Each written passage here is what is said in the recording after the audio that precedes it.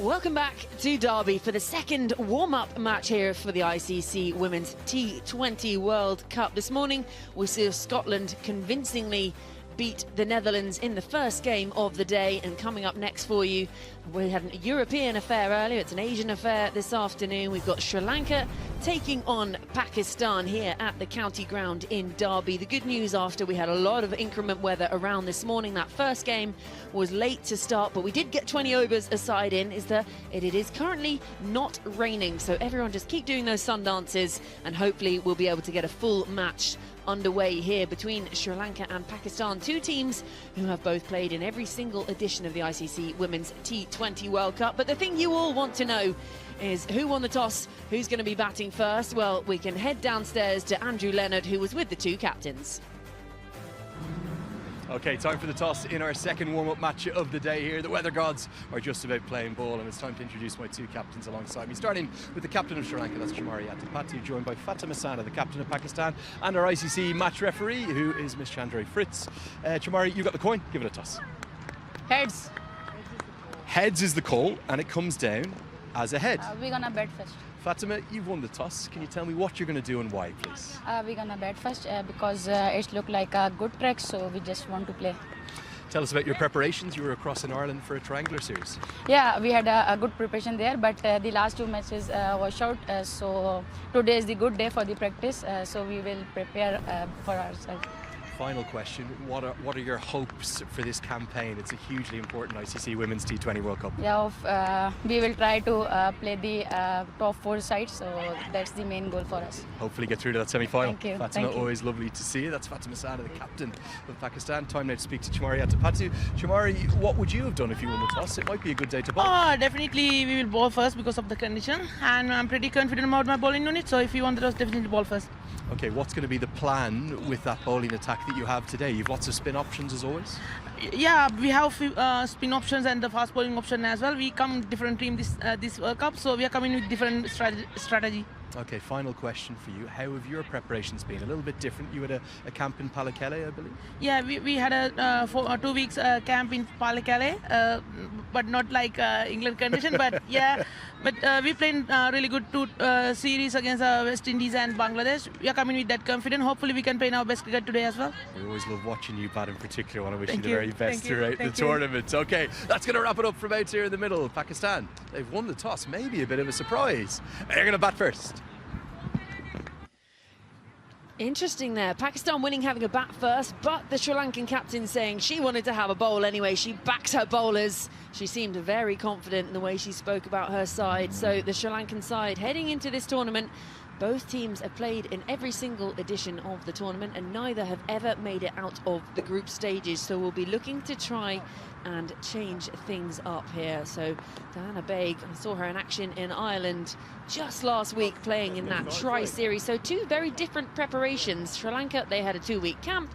Pakistan playing in a tri-series alongside the West Indies and Ireland. So perhaps more adept to the English conditions, having been in Ireland. There was a little bit of rain around over there, so they've been over here a while, adjusted to conditions. But Sri Lanka, they do come over and play bilateral series. We've seen them play record-breaking series against England over here before, and Chamari Attapattu often a name included in those. But looks like all good things in the Pakistan side, plenty of smiles around. Remember, you don't just have to stick to the 11 for each side. So the Pakistan squad, this is how they line up today. It's a strong-looking side. Fatima Sana, she has been in record-breaking form lately. The captain up the top with the bat and the ball, and then you've got the pace of the likes of Diana Baig. And it's a really strong-looking side. Alia Riaz has been great with the bat in hand as well. Gulfa Rosa, and it's a strong-looking side for the Pakistan team who won the toss and decided they wanted to have a bat first here today in an overcast derby. And for that Sri Lankan side, they've got a mix of youth and experience in there. Have a look at someone like Vishmi Gunaratne. She captained that Under-19 World Cup team in the very first edition of that tournament. A great batter up the top of the order. Hasini Pereira, Samara Wickrama, Chamari Attapattu, though she's always the name that sticks out within a Sri Lankan side, because we do know how destructive she can be with the bat, and also she's got that golden arm, picks up wickets as well.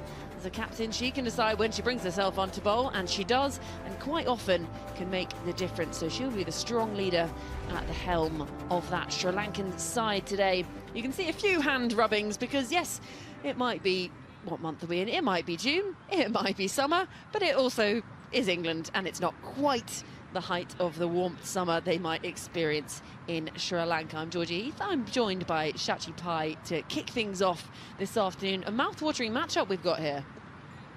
As you said, it's the Asian fusion that is happening this afternoon, and I really think it's a brilliant decision by Fatima Sana to bat first. Now I say this because we're almost going to see, around 80 overs of cricket on this one pitch, so chasing can be very difficult. We saw how low it kept in the first innings, so I do believe there's going to be more turn on offer as the innings progresses, and spinners, the likes of Nashra Sandhu, Sadia Iqbal, are going to be key and the difference makers for Pakistan. Yeah, and I like it. We've had for both matches today, the captain that's lost the toss has said, I would have done that anyway. And I'm not sure if that's just bluffing or genuine. I'd definitely bluff if I was them. I'd be like, that's exactly what I'm doing. But no, sometimes, this is the warm-up games. Teams want to try something different. They want to almost challenge themselves sometimes. And, this could be one of those decisions where she wanted to start chasing, wanted to throw a team in there, throw it into the deep end. So, yeah, it'll be interesting to see how this game plays on. So the two groups for the biggest ICC Women's T20 World Cup ever. 12 teams in it. Group A, Australia, Bangladesh, India, the Netherlands, Pakistan, who we're about to see in action, and South Africa. And then Group B, the hosts, England, alongside the two closest countries to England, Ireland and Scotland, in there, defending champions as well. Today's team, Sri Lanka and the West Indies. It's a decade already since they won that tournament, and the West Indies did the female-male double that year in the ICC T20 World Cup. So they'll be looking to fight back. Obviously, they've got someone like Hayley Matthews at the helm of that West Indies side, still so young, and it was part of it all that time ago. It's astonishing. But some really strong sides lining up ahead of the ICC Women's T20 World Cup, which starts in less than a week. Yeah, truly fantastic. What time that was actually for West Indian cricket there. It was their under-19, it was their women's and the men's, and it was just two cracking finals, going down memory lane. Hayley Matthews, young Hayley Matthews, in that incredible chase against a very dominant Australian attack. The maturity which she played that innings, fantastic to see.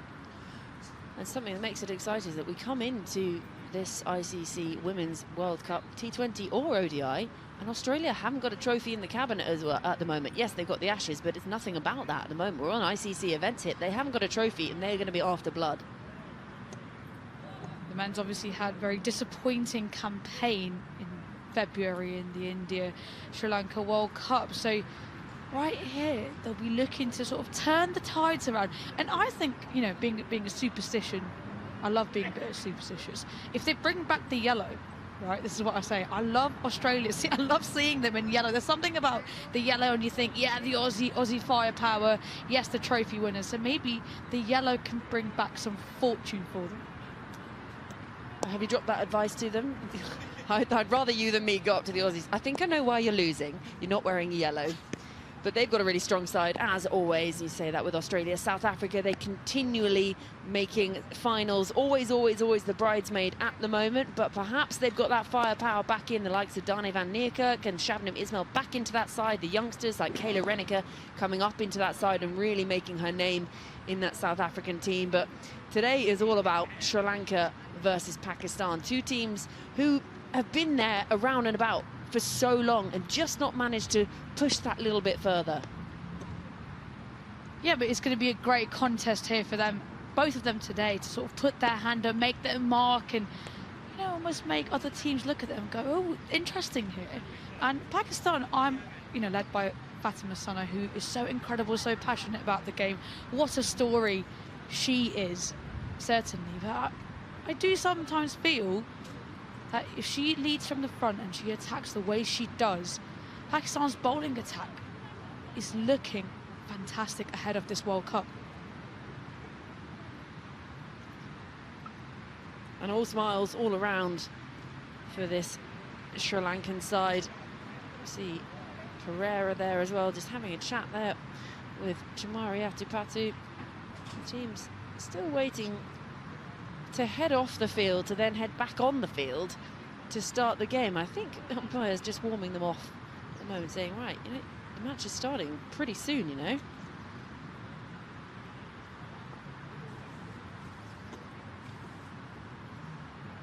They might just need a little bit more time, Georgie, just you know, keeping the hands warm. The hand warmers are being passed around the squad. Chamari Atupatu, like, would love to touch on her. What, you know, what leader, what an asset she has been to Sri Lankan cricket. Potentially, could this be her last World Cup appearance? If you asked her, she would say no. She feels, I think she's one of those players that you just feel will play until you sort of have to drag her off the field. But she's such a good character to have around that side. Not only is she a fierce competitor, but she's a strong leader. She's led this side for a long time now. She's been breaking records. She's played cricket all over the world, part of franchises.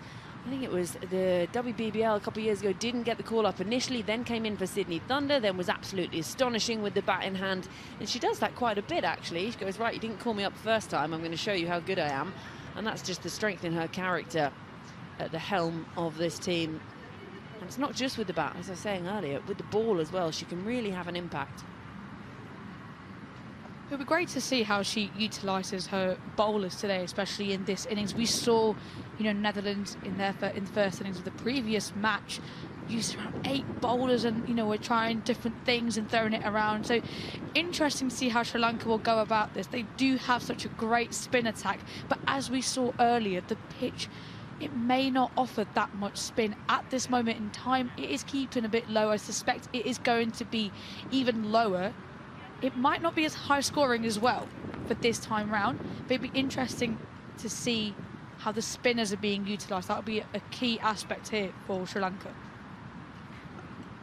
So the last few discussions going on here between the Sri Lankan coaches, the captain and the teams, as the two Pakistan openers get their pads on and get ready to head out to the middle.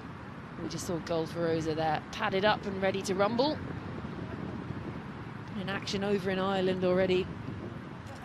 32 against Ireland in one of the games there, and then 10 in the game after, so looking to try and get a little bit back in form. That 32, she looked strong for that. Fatima Sana Khan, it's great to see her in action, because actually she did go down in one of those games last week in Ireland. It looked like she might have done something to her side, and that would be a real blow for Pakistan, but she's here, she's firing, and she's ready to lead this side. She might be small in stature, but big in spirit and talent. That Pakistan captain. So the final huddle here for Sri Lanka as the two umpires head out to the middle. And the good news as well is that the weather is currently holding. We had some horrendous weather this morning, meaning that the first game of the day was delayed, and we did think there was going to be a lot of us sitting around looking at the sky, looking at the floor and waiting for umpires to tell us what was going on. But the good news is that for now it all seems clear, and actually this is a beautiful summer's day in England. As beautiful as we can get in Barbados, you know, coming from you. We saw some sunshines cracking through in true English fashion. It was cracking flags at one point of the day, but there is still some cloud coverage here back on, but no rain, which is music to all our eyes and ears today. Sri Lanka are making their way out to the middle, striding out as a big group. So the second game of the day here in Derby, Scotland winning the first one against the Netherlands by 58 runs in that all-European clash, and now it's the Asian fusion, as you say, Pakistan taking on Sri Lanka. Pakistan winning the toss and deciding they wanted to have a bat first. So Sri Lanka head out into the field in their blue and yellow that is so recognisable. Sri Lanka emblazoned across the chest. Pakistan in their dark green trousers, the green tops, heading out to the middle. So opening up the batting for Pakistan, Muniba Ali another bespectacled batter today. We've seen a few of those, haven't we? So Muniba Ali Siddiqui, 88 innings, the best of 100. She's got 200s in T20 cricket, and those are not easy to come by.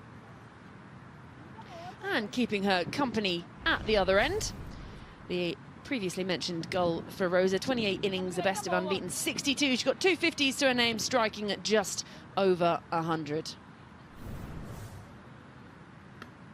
And starting things off with the ball in hand, Mithali Ayoda. 4 matches and a best of 2 for 34, so relatively young into her Sri Lankan career, but great to see her given the ball to open things up from the racecourse end.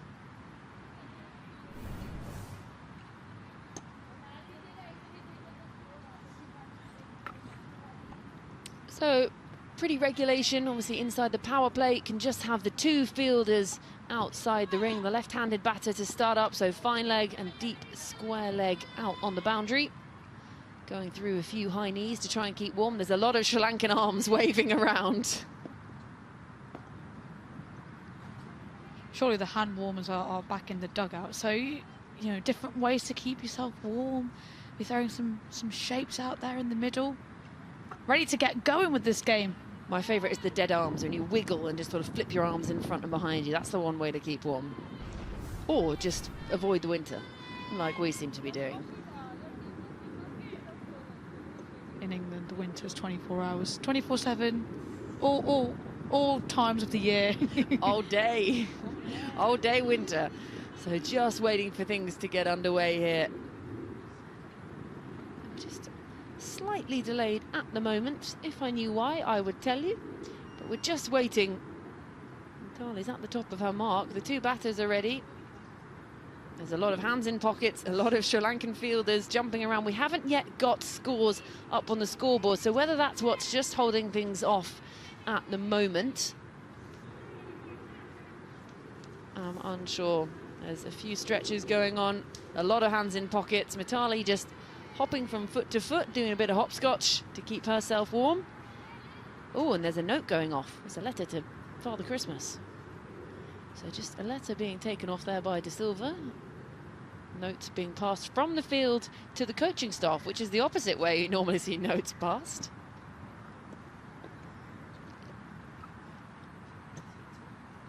Really excited to see Mithali in action. She's got a lovely cross breeze going across her. How can she use that to her advantage to exploit that new ball?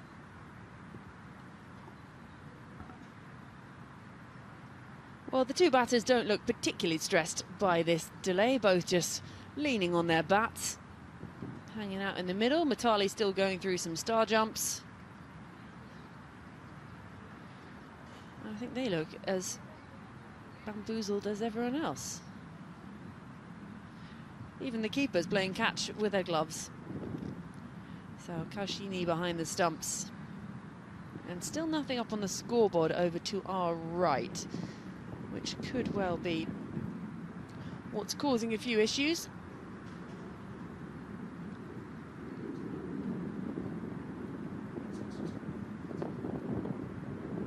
Players doing well to keep themselves warm out here.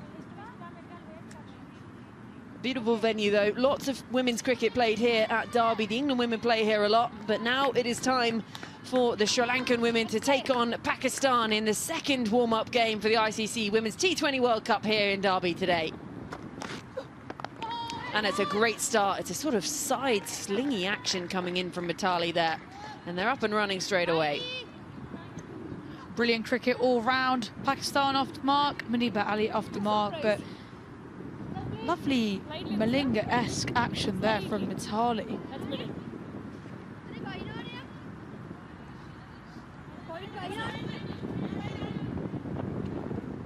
So Muniba off the mark straight away, which is what you like as an opener. You just drop and run, off you go, and avoid the dreaded duck.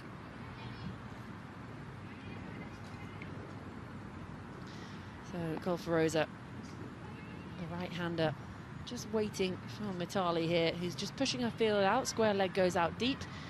We've now got 3 out of the ring, so bringing fine leg up inside the ring and deep point. So the 2 fielders out on the ring, square either side.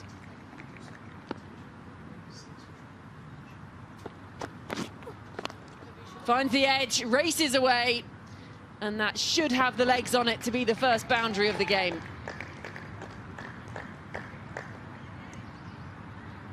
Not a bad ball that by Mitali. It was full, it was wide, streaky, no third. The ball is racing away. The outfield has become quicker.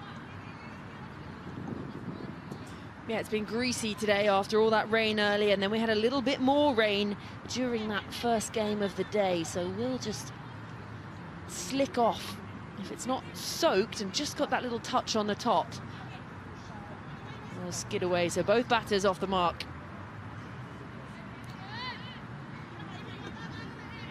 It's a quick change in field already.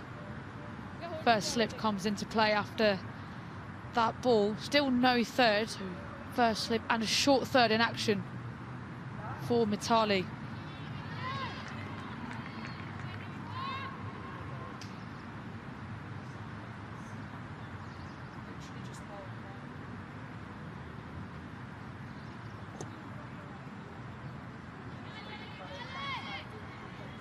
Just a slight delay again here, waiting on the scoreboard, I think.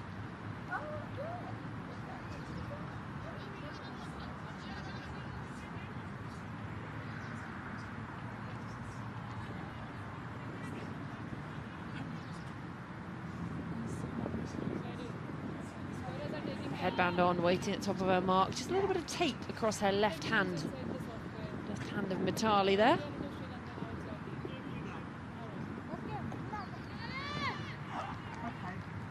And we're ready to go again.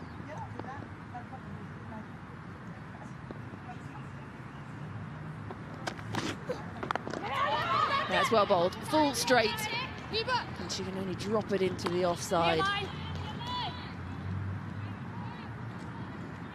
You mentioned that big foam on her left hand there, just there to protect those hot spots that you tend to get in the prime catching areas of your palm, just there to protect that.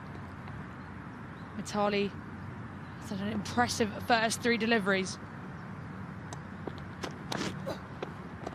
Has a waft outside the off stump for a moment.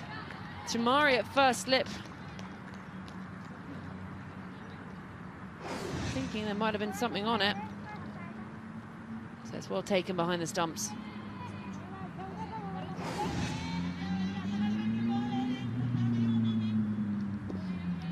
Just almost feel like something's going to happen. That first slip causing doubts. Straining down that leg side, but getting some bat on it to push it out deep. Interesting action this from Mitali. She's really got that sling kind of action going on. Sometimes with a sling kind of an action like that, the ball would tend to skid on a lot more. So as batters, just don't get too caught up in playing her off the back foot, because it might just skid underneath the bat sometimes. Given the surface as well, we didn't see as much bounce in the first game, and I suspect it's going to be much in this match.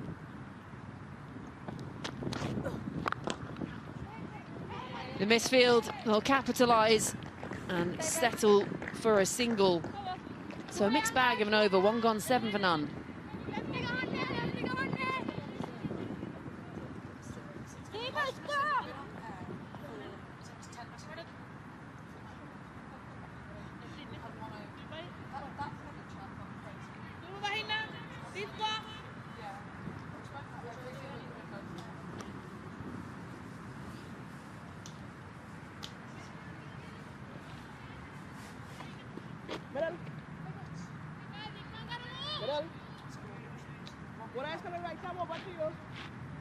So, opening the bowling from the city end is Chetana Vimukti, who has actually come into the side in replace of the injured leg spinner Shashini Gamani, who missed out due to injury just a couple of days ago.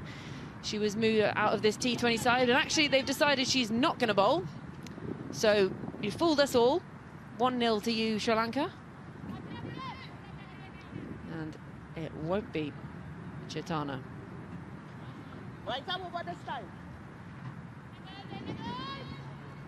So Kavya Kavindi is going to open the bowling from the city end.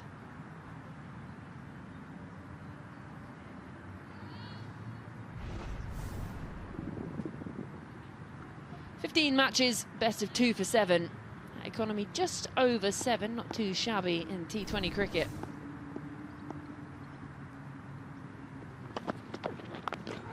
It's a tidy start and really good work, scampering through for the single. Early call. We saw this with the Scotland game earlier, didn't we?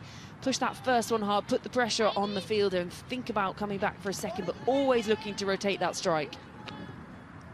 I really like this from Pakistan. Good intent. They're showing the signs from ball one, especially when the fielders are sitting on the ring, as we can see the Sri Lankan fielders are. You want to put them under pressure.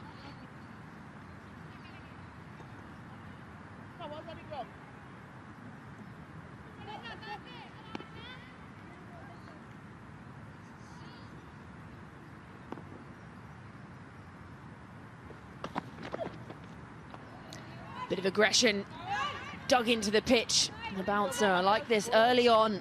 Kavya is not letting Gulfarosa get into her stride anytime early. Has a waft at this one.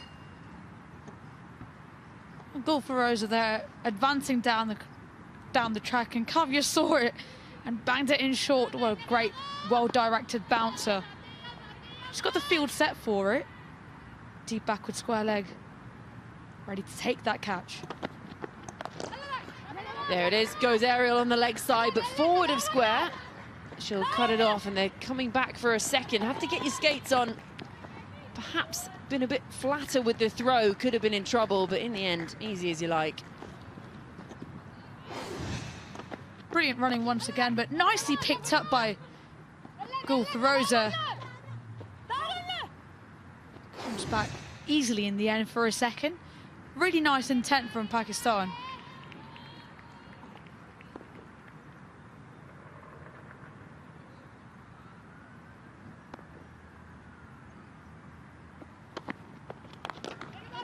Not timed, finds that bottom edge. Well, Pakistan will be looking to try and get some game time under their belts. They were playing over in Ireland, but they fell victim to the weather a lot. So failed to win a game. They had matches abandoned, and that's a real head scratcher. When you're coming into a World Cup, you're just trying to get time out in the middle, game time, and then when you just sit there and watch the rain fall, you sort of think, why do we leave Pakistan? We could be having time in the sun.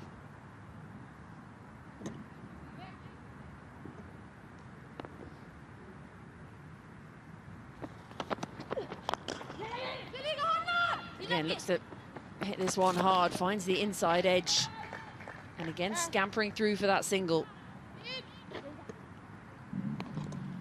Must be quite difficult as when you're scheduling these fixtures, and you want to ensure that your players get used to the conditions, they get used to being in a different parts of the world. And unfortunately, when the matches are rain affected, it often becomes difficult to hit the ground running.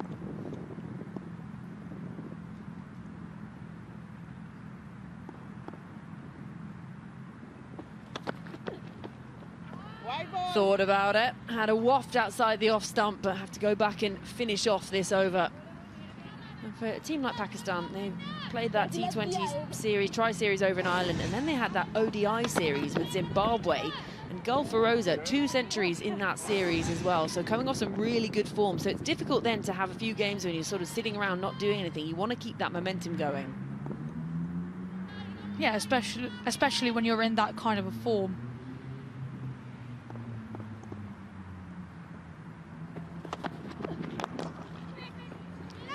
Be a dot to end the over, so it brings the second over to a close. 2 gone, 12 for none.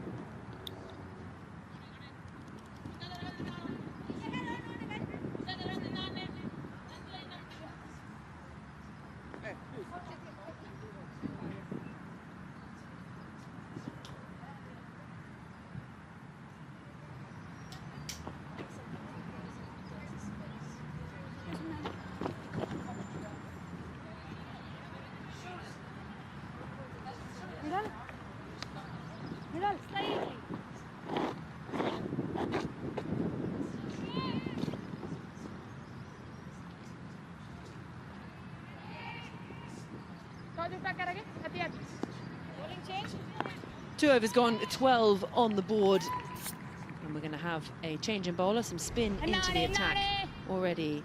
Sugarika Dasanayaka finds the inside edge straight away. Will scamper through for this single. Thought about coming back for the second.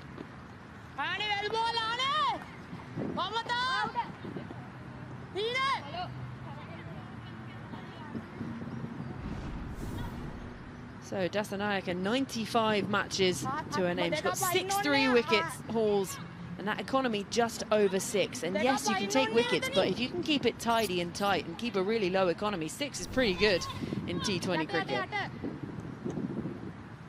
Sri Lanka, similar to Netherlands, going to spin nice and early. Interesting approach.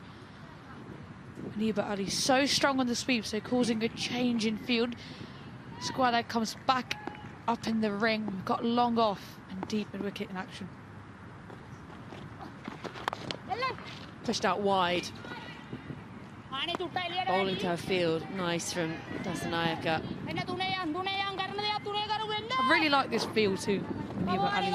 You know, she loves to sweep, and that is a risky shot on a wicket like this. Beautiful, all along the carpet, that's going to be 4.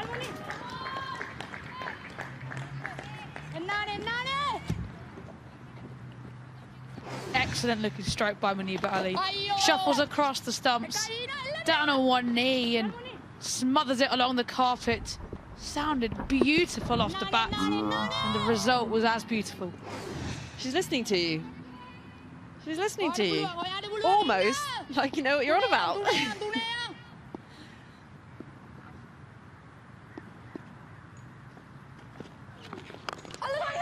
Aerial this time, and it should land safe. 4 fielders converging. But the bat slipped in her hand, it just skewed straight up in the air, and she's got away with one. She probably was looking to hit that touch straighter, with long off being back. Risky to go aerial, but she wanted to go over the bowler's head. Miscued, and she survives.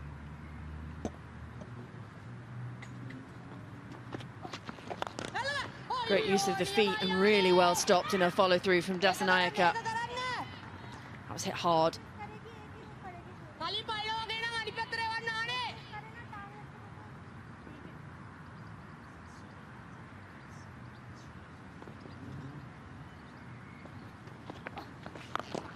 Full toss dispatched and well stopped. For a moment she would have been toying with the idea of coming in off the rope, but in the end it's just a single. 3 gone, 19 for none.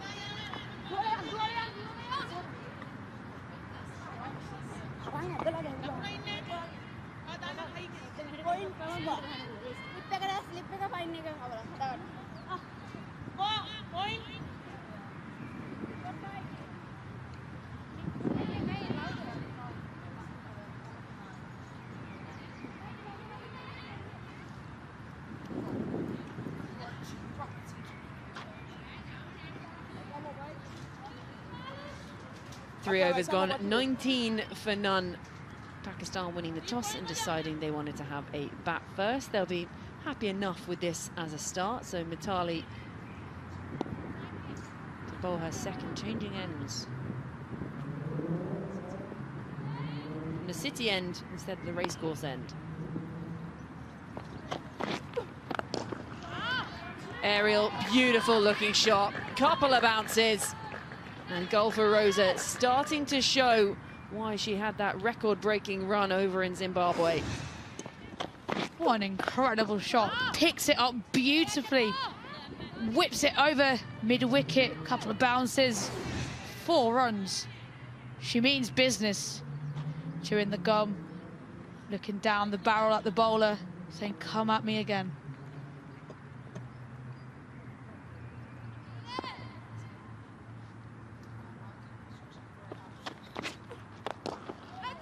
Aerial, oh, put down. Leaping to the left. She did get both hands to it, De Silva. She just has a look at her hands there. But she'll be disappointed with that. She made up the room, managed to get both hands and puts it down. Cool, Feroza on the attack, skips down the wicket. Silva, that should have been taken. Just parries it off and come through for a single. How expensive is that going to be? She's down on her knees thinking about that.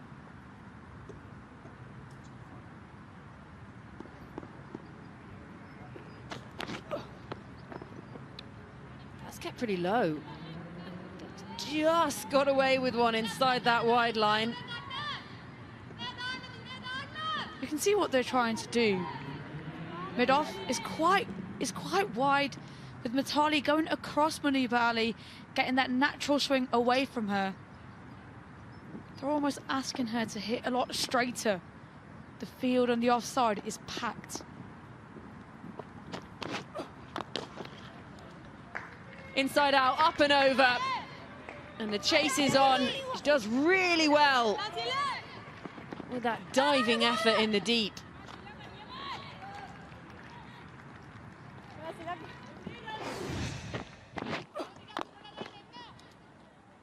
Nice little inside out shimmy there. Didn't quite get the legs, but what a brilliant stop by De Silva. She was not giving up that chase. Nicely flicked back. That's the way to respond after putting down a catch. Put your body on the line in the field.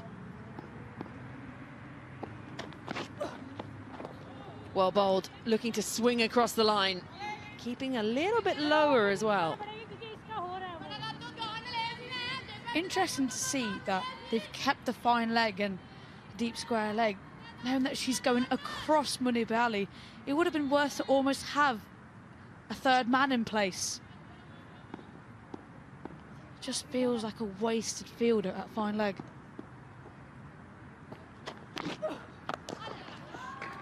Picked up early. That's going to be 4 more. So bookends the over with boundaries. 4 overs gone, 30 for none.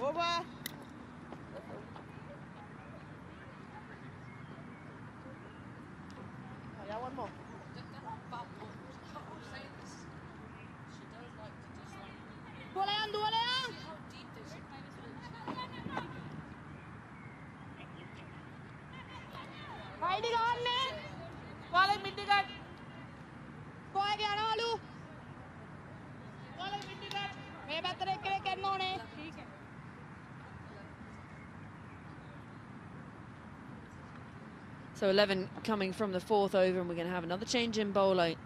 The captain, Chamari Adebatu, bringing herself on for the 5th over. 30 on the board already for these Pakistan openers, just getting rolling. Straying down the leg side.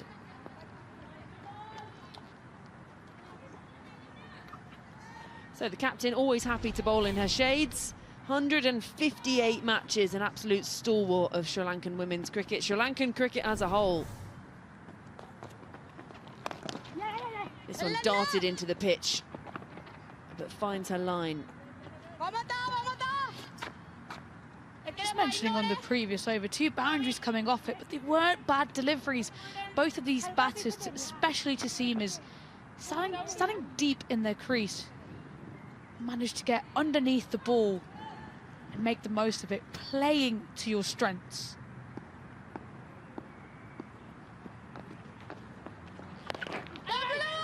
Pulled aerially, it will again land just safe, and it's an excellent work in the deep, judging the bounce. The stop, drop and roll. Now, Chamari Adebatu, we say she's a stalwart of Sri Lankan cricket, but women's cricket as a whole. She, when you look her up online, 14 different team names she's been part of all over the world. Over in the West Indies, in England, India, Australia. Strain down the leg side. This time, that's going to be 4.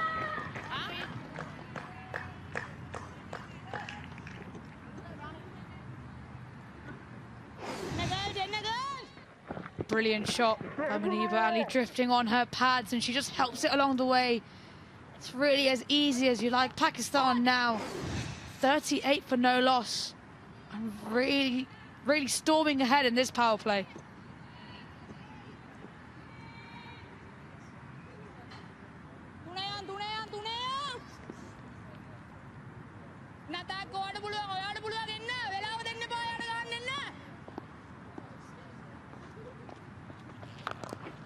Shuffles early and gets his hand to it. Oh, it's the diving effort. It's the second and third grasp, but just can't keep it inside. Back-to-back boundaries, and they really are racing in this power play now. Brilliant use of the feet by Muniba Ali. Atapatu did see it and dropped it slightly short. She still manages to pick it up and connect nicely. Good effort in the deep, but you should be stopping them. She'll be disappointed with that one. 12 already off the over. Goes leg side again. Squarer this time, so rotating the strike, but Muniba now 25 from 15, Gulf Rosa the other end, 16 from 14. This is what you want from your opening partnership. Take advantage of that power play. They're taking it to the Sri Lankan bowlers. And now stacked up inside the ring on that offside. The two fielders out in the deep on the leg. That's exactly where she looks to pull it. So it'll be a single off the final ball of the over. Expensive, 14 runs coming from it. 5 overs gone, Pakistan. 44 for none. We're going to have a change in commentary.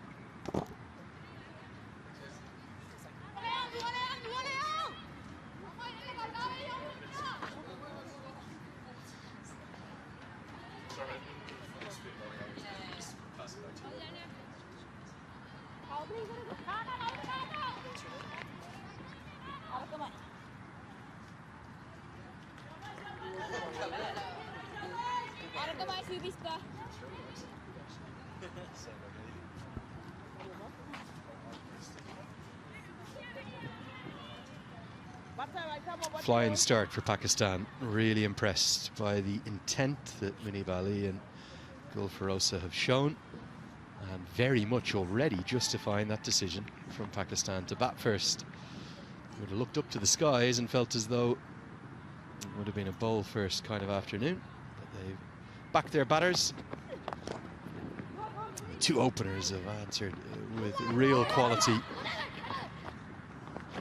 Andrew Leonard here joining Cameron Steele. Cameron, great to be with you.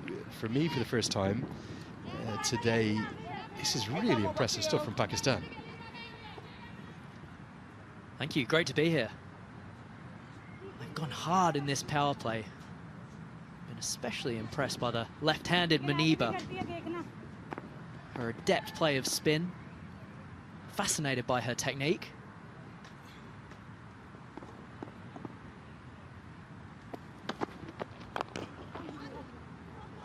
Yeah, for me, not just the technical aspects, but just the mental side of the game for Pakistan to understand what their captain, who plays a fearless brand of cricket herself, Fatima Masana, is saying. Get out there, attack, take the game to Sri Lanka right from the off. And the way that Muniba Ali has taken the game to all of the spin, particularly like the way she keeps her bat on the ground until release. Can often give more power in the sweep shots. She's played so well so far.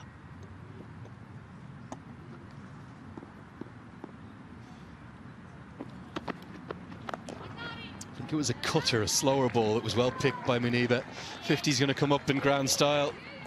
And this power play is only belonging to one side. It's the side in green. Pakistan flying.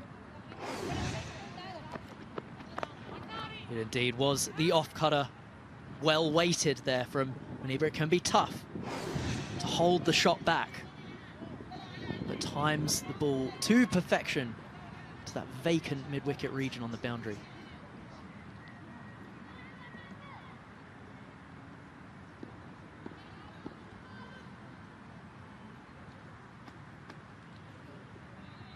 Kavya under a bit of pressure now.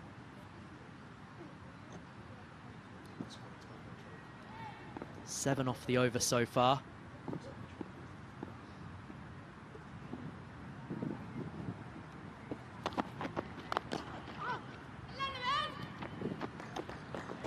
Really impressive Pakistan coaching staff here, guiding their hands. Think of the international experience that, if we just zoom out a touch, be able to see there in the top left of your shot, Wahab Riaz, well, maybe the most iconic spell in World Cup history, possibly back in 2015.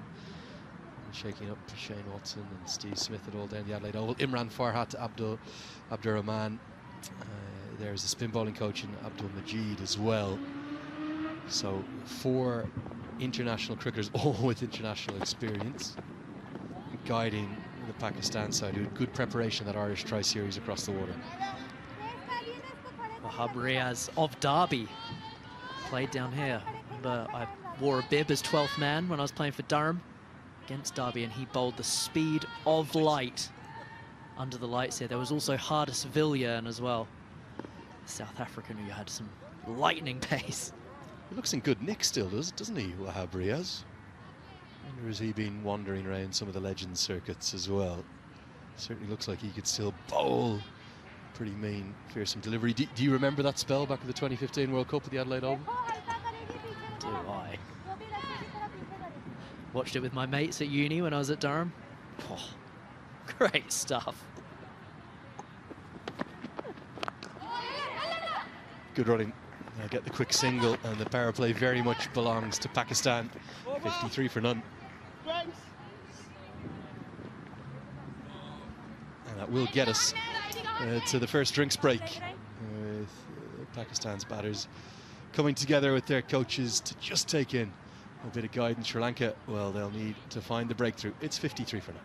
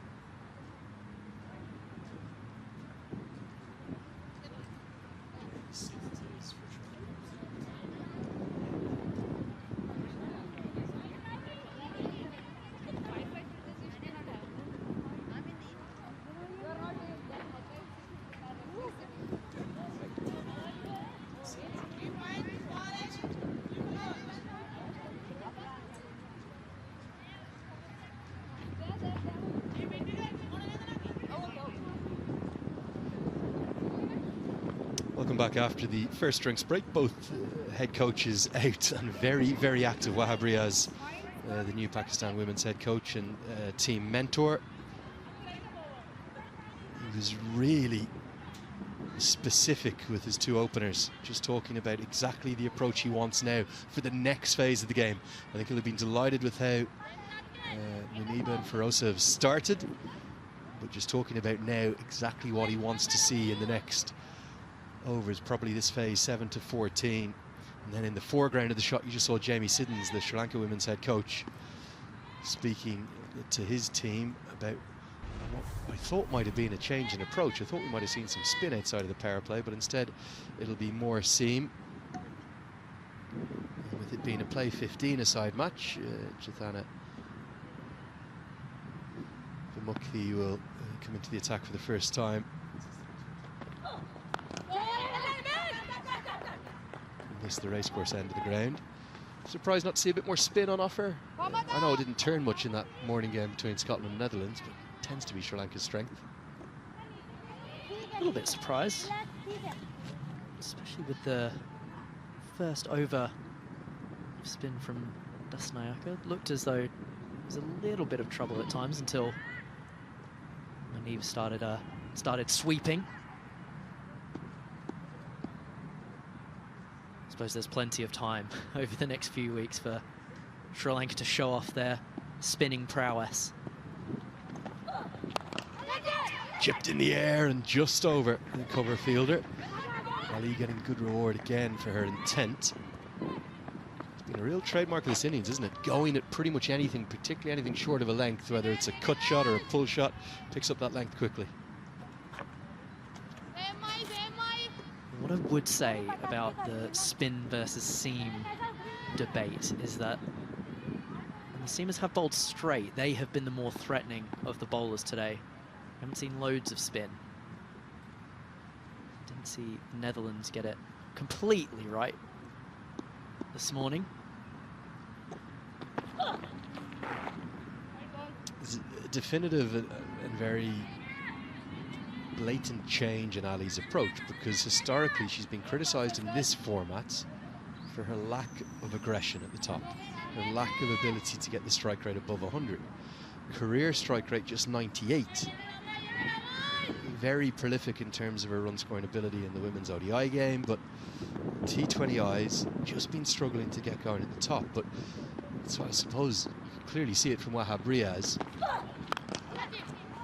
With shots like that carved out for the single. They're going to take on the second. Throw goes to the right end, but Ali gets home. There's just been a pretty clear change of mindset for Ali at the top. She has all the strokes. Just love her technique. She just looks so settled at the crease. Firm base. Just correct, but then from that base is able to just unleash shots like that. I know she only got 2 for it, but that's a sign of the power that Maniba possesses.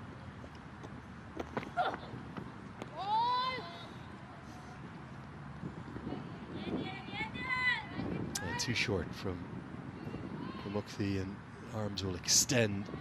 I was lucky enough to be out in Pakistan last year for the ICC Women's 50 over World Cup qualifiers, where, well, Pakistan had to do it the hard way, but did get through that qualifier. There was the heartbreak for the West Indies, and surreal circumstances in that final game against Thailand, where they needed a 6 and they got a 4, and it wasn't enough. I don't think anyone knew it was happening. This is picked up a long, long way. There is a fielder at deep square leg. I think it's the skipper, and she's never going to drop that. Good catch. Well, you live by the sword, you die by it too. I think Wahab Riaz will be pleased with the intent, but this time she's picked out the fielder in the deep. Good catch, well judged, and the first wicket falls. Send that high into the air, did Maniba. That's a fairly long boundary out there, almost 60 metres the whole way around. She got a fair piece of it. And it was a comfortable catch in the end, just tossing it away nonchalantly. Get away from me. But Maniba Ali will have to go. 36 off 21 for her. Pakistan a 60 for 1.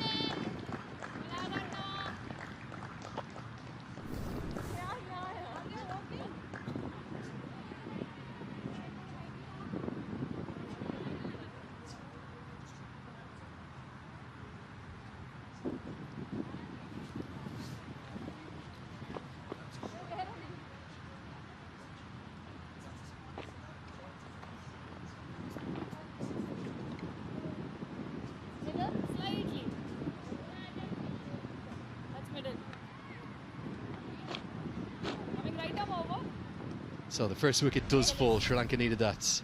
Aisha Zafar will come in at number 3. You can see all the different roles the players being given throughout these warm-ups. Good reward for Sri Lanka, sticking with their seamers and sticking with the process of trying to bang it in, and encourage with the change in field and the power play over. encouraging Muniba Ali to attack. I don't think Wahab Riaz will be disappointed with the shot, Cameron. That's what he's probably encouraging Muniba Ali to do. 100%. Exactly the right option. If she gets a little bit more of that, she gets 6. And a lot of the grounds across England, she's getting 6 for that. 10 rows back at a couple, so she should be happy with that, as will the coach. Also, in the modern T20 game, 36 off 21 up at the top. That's a job done as the opener. This will allow the second, and I think they'll get home. So Zafar gets off the mark, an action-packed over. Bit of everything happening there. It's 62 for 1.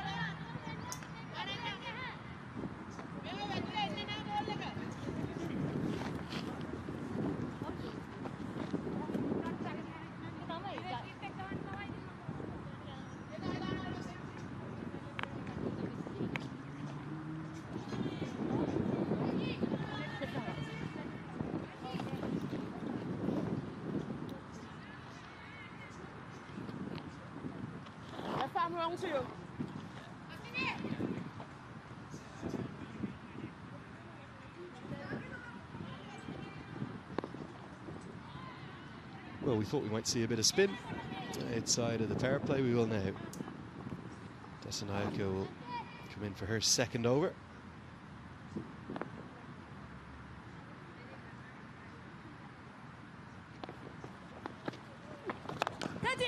Really good shot. Great use of the crease. Gave herself room outside the leg stump and goes over the offside.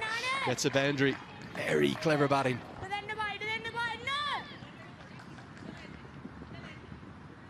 This is accomplished batting from Golferosa here. Keeping the weight on that back foot and being able to hoist it over cover. Tough to do. She has been hanging back in that crease just for that very ball. Fine margins.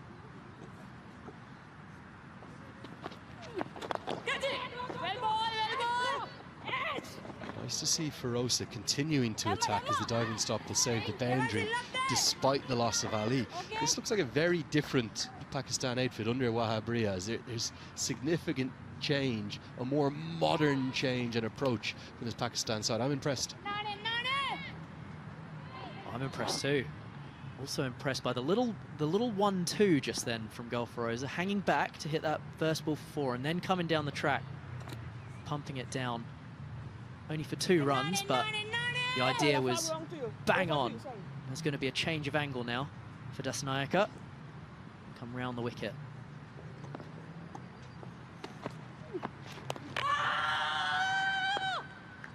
Stifled appeal, initially maybe for a hint of a caught behind, but then more wholeheartedly for the stumping before ultimately the decision was not out. The back foot never moved. Yeah, I suppose selection and indeed mindset never far from the headlines in Pakistan, and it was a disappointing 50 over Women's World Cup last year that initiated the great change for Pakistan, as hopefully we're not going to see a run out at the non-strikers end here in a warm-up game. Did have a bit of that going on up in Edinburgh, which I think we're just going to leave alone. We'll let sleeping dogs lie. Fielder long on, in place, straight to her. And Ferosa, for the second time, a batter living by the sword, dying by it. Another one caught in the deep. They're continuing to attack outside of the power play, but paying the price for doing so. 2 wickets in 2 overs.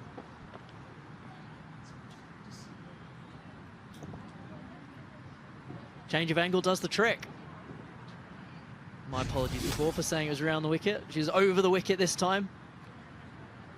And an easy catch. Out long on. Well done from Desanayaka. And can they just put a little bit of pressure on the Pakistan batsman now? A little bit of momentum. Golferosa has to depart for 26 of 23. Pakistan are 68 for 2.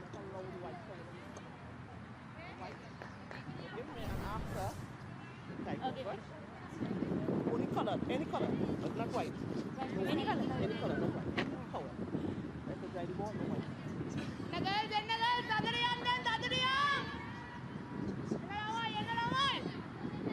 How many balls?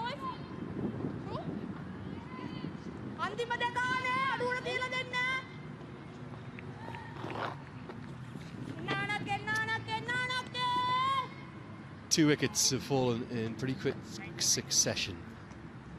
As it'll be Natalia Parvez who comes to the crease at number 4. Again, you look at that T20I career and you think striking at 93, average 10. Why is she up the order? But she's had a really good time of things in the ODI game. Be interesting to see her mindset. So nearly, it almost certainly looked like it was going to be 2-2 deliveries. Finest of inside edges, and somehow Parvez survives. How is this missed, Cameron? Fine margins.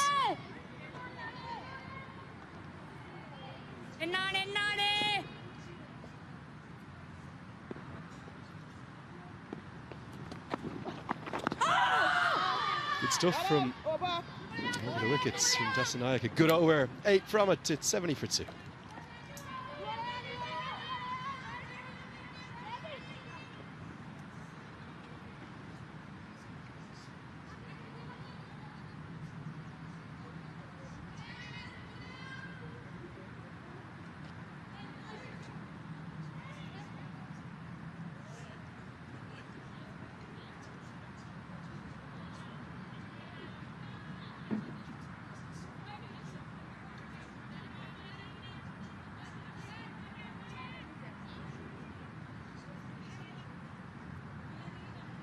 Done really well to get a full game in this morning and hopefully a full game in this afternoon. We started not far off the scheduled start time of 3 p.m.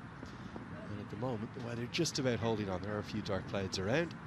The Mukti will continue.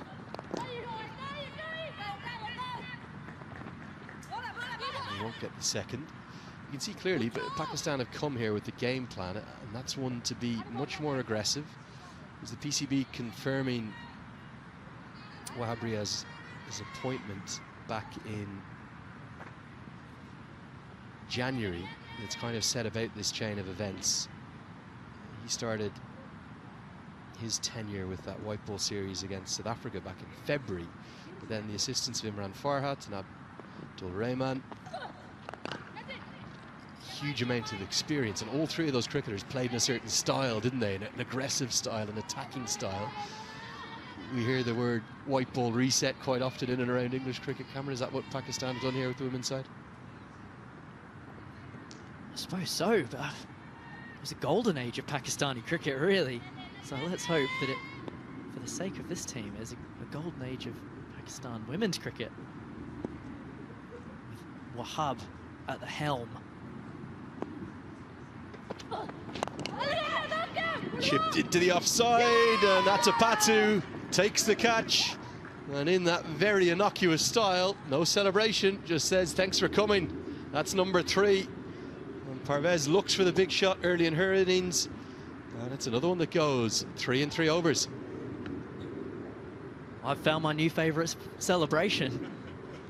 Throw it away like an indoor cricket run out. Just with her weight back, doesn't quite get any of it really, and on the edge of the ring, Adapatu does the work and tosses it away. Natalia Parvez goes for 2. Pakistan are 71 for 3.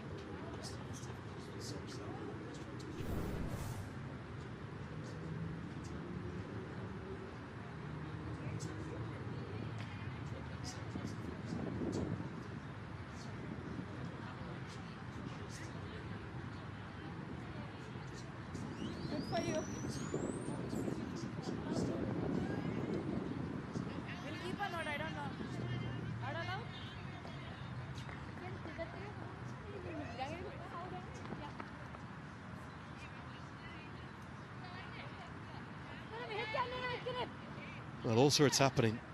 Sri Lanka fighting back in a big way.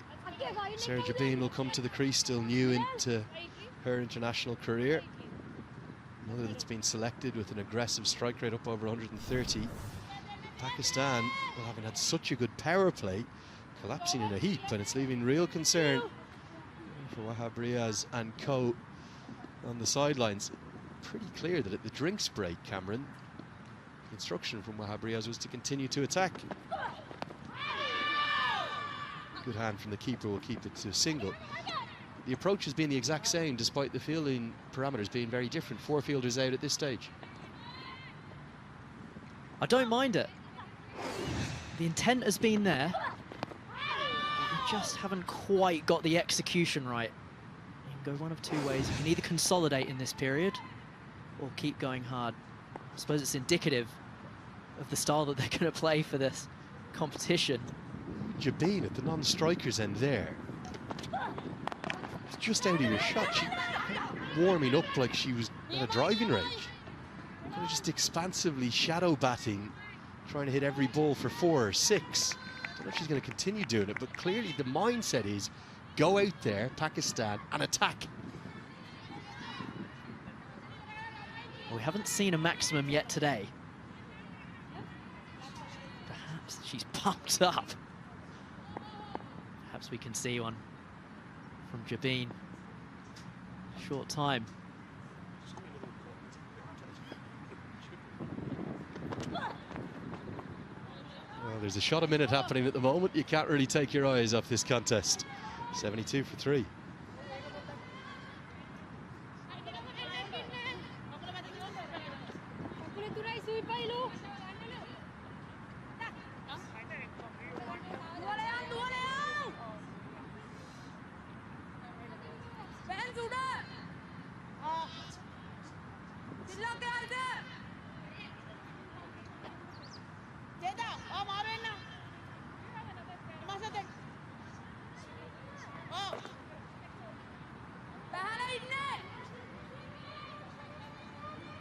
Change of bowling. The skipper's going to bring herself back into the attack after what I would describe as a fairly average first over.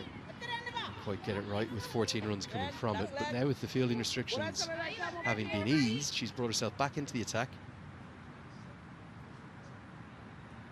with a change of ends and a very defensive field on the leg side. All 3 in front of square in the deep. She's going to toss a few up here and try and maybe buy a 4th wicket. And oh no, a collision. Not the greatest communication, and that's going to be a boundary for, I think, fortunately no harm done to either fielder. But the skipper, well, won't be best pleased with that combined effort in the deep. This is what practice games are for. Not getting hurt, but for ironing out some deficiencies. Could have been bad.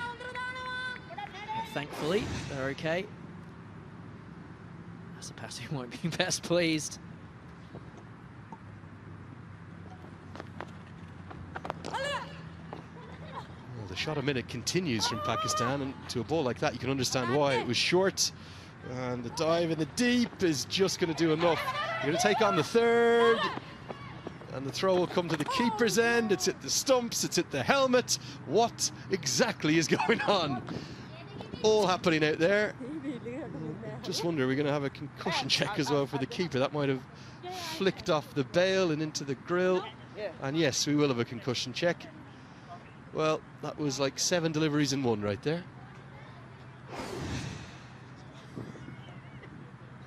This shot was well executed.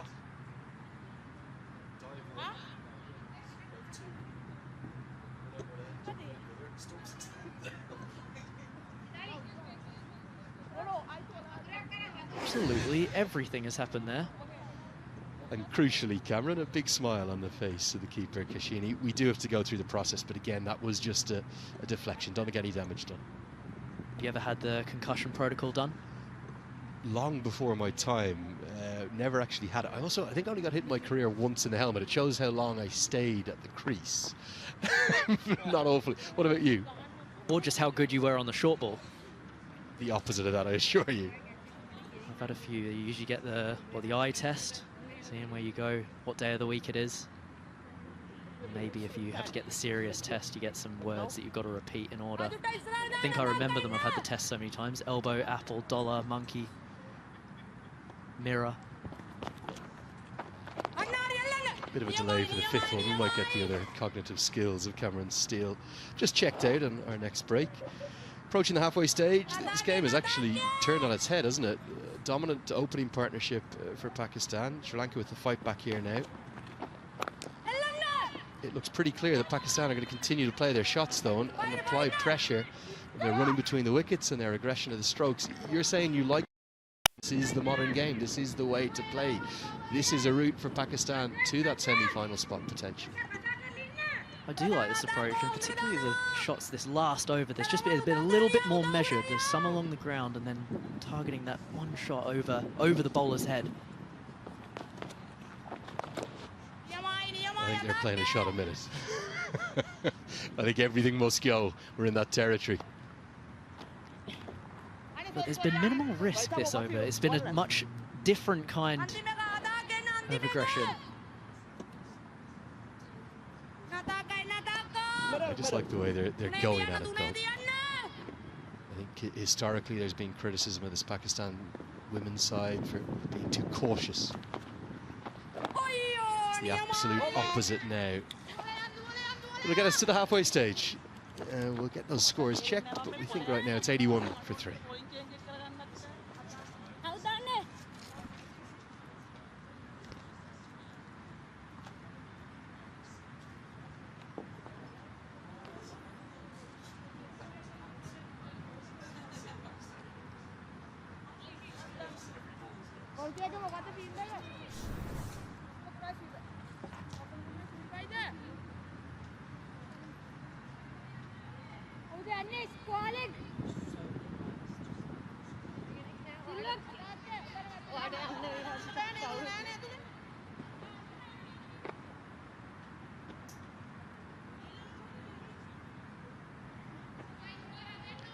So 10 overs gone. Pakistan, it's been a mixed bag of an innings so far. They started so strongly and then wickets tumbling.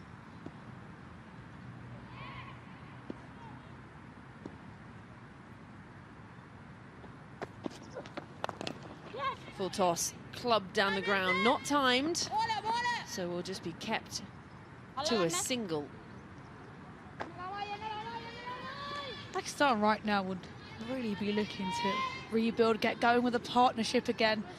The opening stand was fantastic, came with amazing intent. Got a platform set now at 84 for 3. Just need to capitalise on it.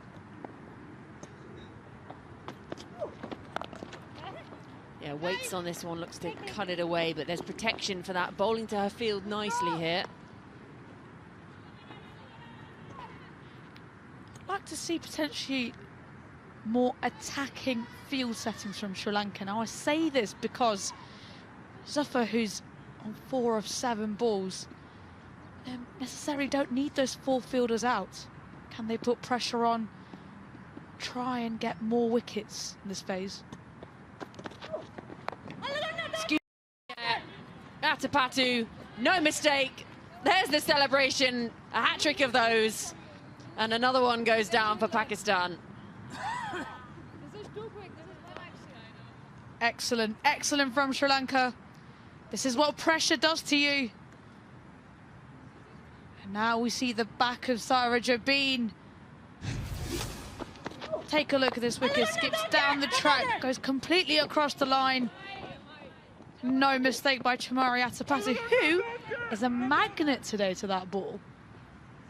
It's the most dismissive celebration you'll see anywhere. So another one down for Pakistan. Find themselves 85 for 4. She goes for 10.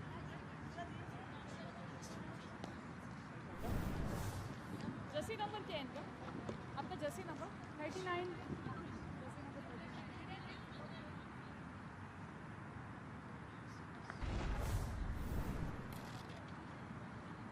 Leg.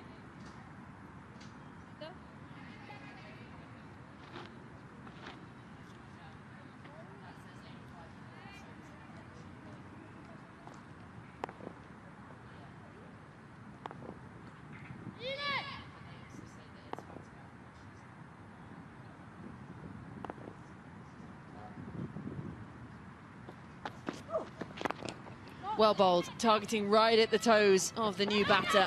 Off the mark straight away. Definitely not the opportunity for a second. Sri Lanka really buzzing around that field right now. very quiet in those first 6 overs, but Malky just giving them a reason to cheer in her first 4 balls.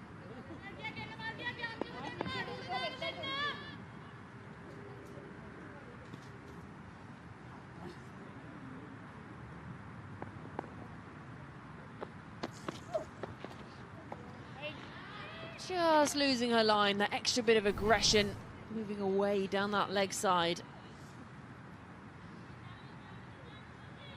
Again, the 3 fielders in the deep on the leg side and 1 out at deep cover on the off.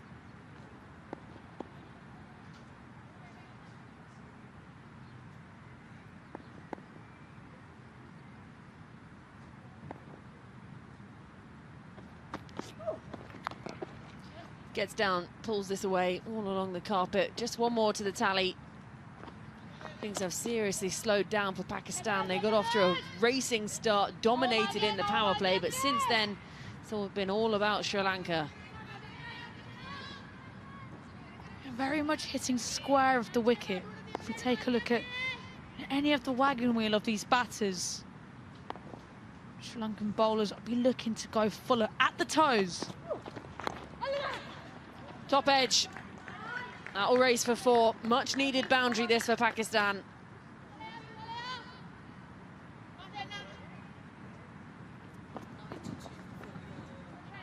End of the over, 92 for 4.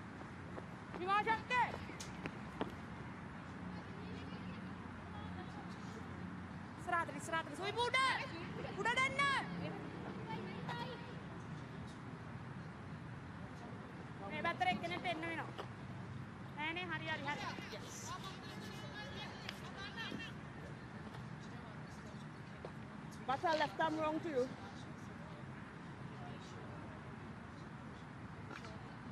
So 92 for 4 on the board.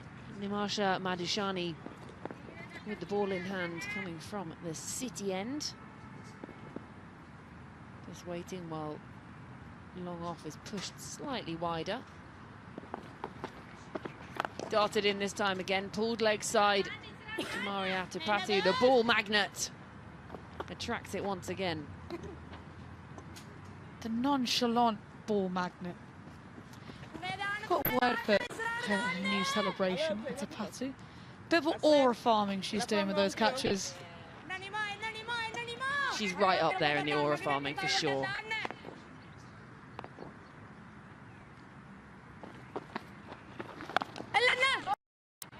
Can't get it through on that offside. Thought about running. We all know what they say, and it becomes a cliche for a reason. So I want to know, I wonder if there'll be any more fun celebration. I like the nonchalance of this. I like innovation. Keep an eye out throughout the ICC Women's T20 World Cup. Caught in 2 minds there. Thought about coming forward and then pushing it leg side, and in the end sort of trapped in the middle of the 2. That is coming into the middle to just have a little conversation, but this is where I would like to have seen Sri Lanka go a bit more attacking. Could they have pulled long and long off up for the first couple of deliveries of this over? Again, she plants that front foot and looks like she's going to come down the pitch and just stops herself. It's exactly there, because you don't want to give them that easy single. You want them to take the riskier option. This time goes aerial, fielder coming in off the rope, and there's another one. Sri Lanka have been great in the field. The one catch put down earlier by De Silva, and this time makes no mistake. That's exactly what pressure does. Plenty of dots in that over, plenty of dots in this passage of play, and Zafar looks to come down the track, but really miscues it. Easy catch for De Silva at long on. Once again going across the line. And this means he's going to be seeing the back of Iman. She's now been dismissed. Pakistan are 94 for 4.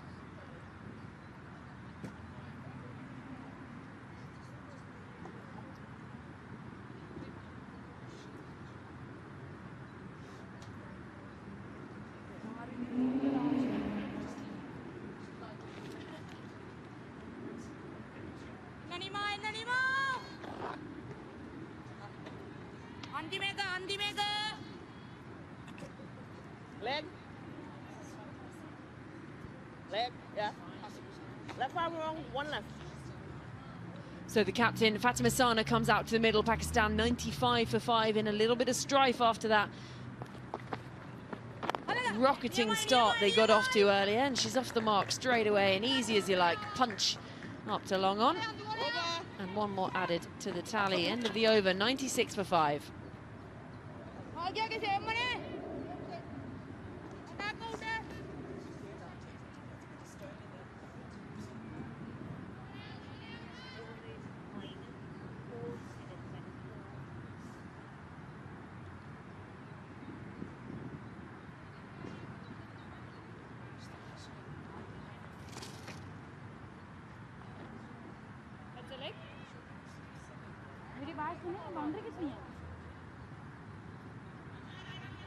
Now, Fatima Sana has been in fine form with the bat lately for Pakistan.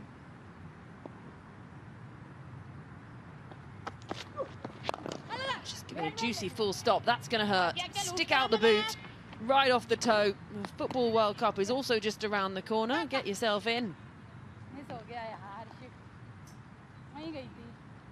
She's shaken that off nicely. Gives her a bit of stretch. Good job on those Adidas spikes there. They generally have a very thick heel meant for fast bowling. Not quite sure for football.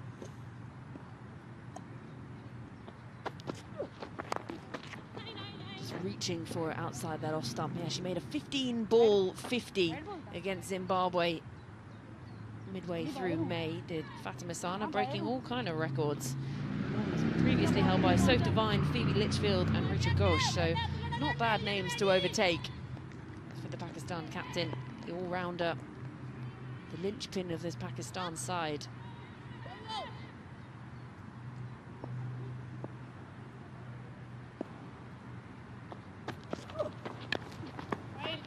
Very wayward down that leg side. Sana still keen to try and get onto it and pull it away leg side. I think what's hurting Pakistan here is those dot balls, because at the moment it's dot, dot, dot, big shot, wicket. Now, can they find a way to manoeuvre the ball, hit the pockets, run hard? There are still 4 fielders out on the boundary, so plenty of gaps. Uses the feet, shuffles down, that is glorious, inside out, up over deep extra cover, 1 bounce and 4 to the captain. What a fantastic stroke by Fatima Sana. She gives herself a bit of room, frees those arms, and crashes it over cover. Shot of the day, that is.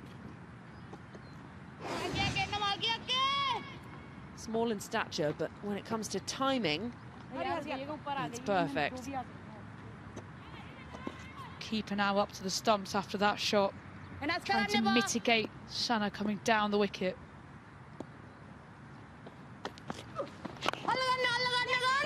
Will scamper through for a single, good running, and that'll bring up the 100 for Pakistan.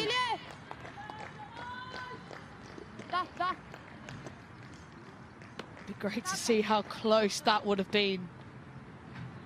Comes through for a single, nevertheless. 100 up for Pakistan. They'll be hoping to reach that 160, 170 mark. However, they do only have 5 wickets in hand.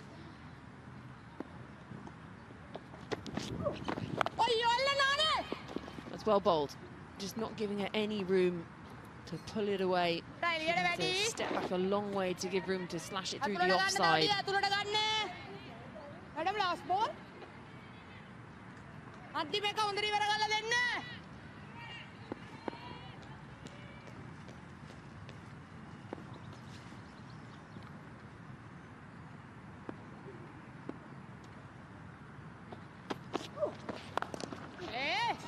Beautiful.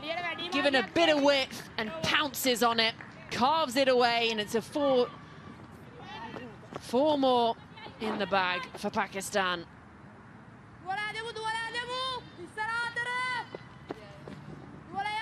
13 gone Pakistan 104 for 5.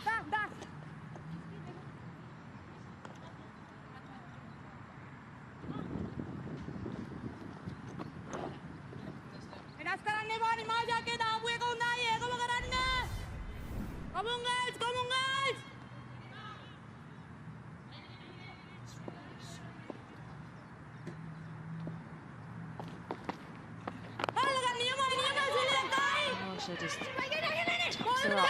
And running the first one hard, coming back for a second. Scrambled voices, could be run out, gone. Didn't get the dive in, didn't even really ground her bat, and actually a really good bit of work in the deep. It was always going to be risky that second, but Sri Lanka have been so good in the field today. Oh dear for Pakistan.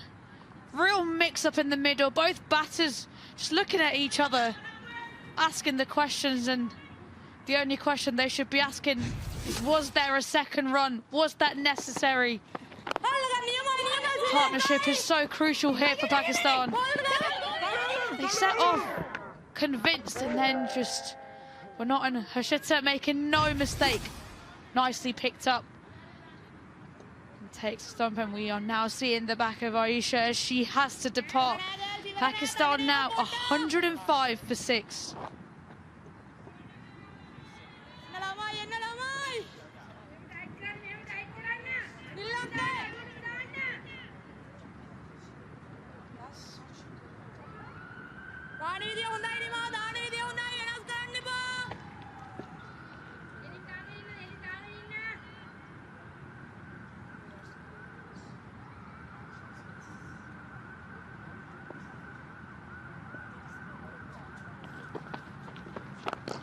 Pulled away leg side again. Fatima Sana will settle for a single. Bring the new batter, Alia Riaz, on strike for the first time today.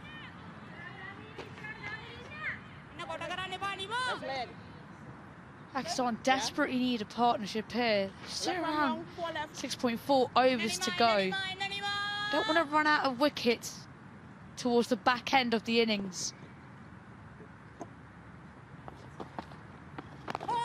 Well bowled, right at the pads.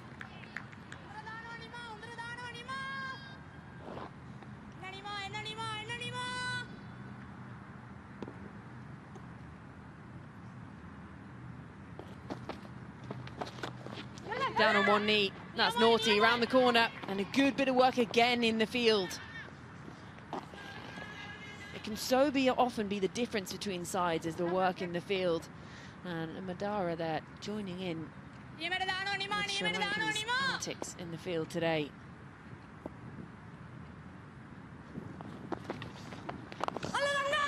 Insert our aerial up over cover. Beautiful looking stroke. Fatima Sana races along. What an incredible shot. That is a second inside out. And she's fancying those spinners today. Take a look at this. Gives herself a bit of room. Inside out.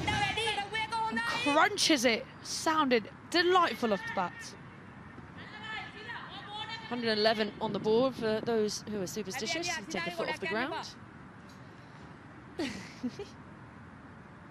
One to come in this over. It's well stopped. So it'll be a dot to end the over. 14 gone, 111 for 6.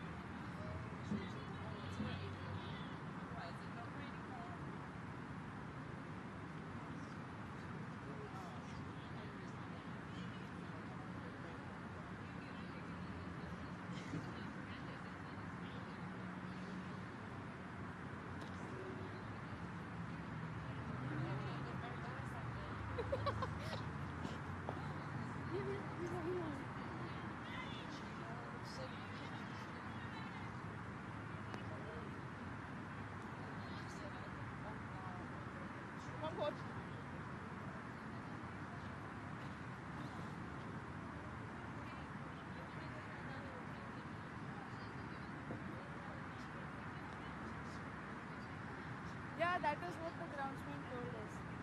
Unless we come because they made a very strong pitch.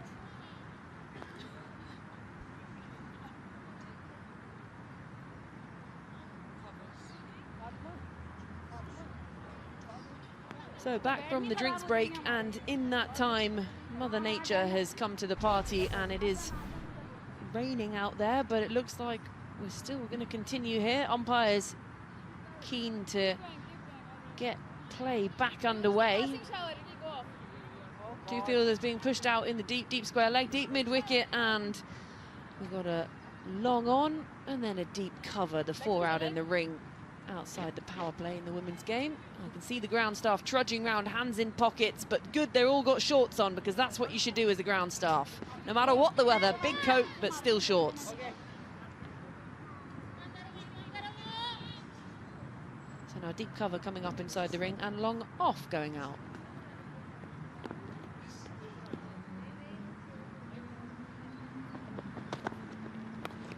Waits nicely, beautifully played, pierces that gap, 4 more.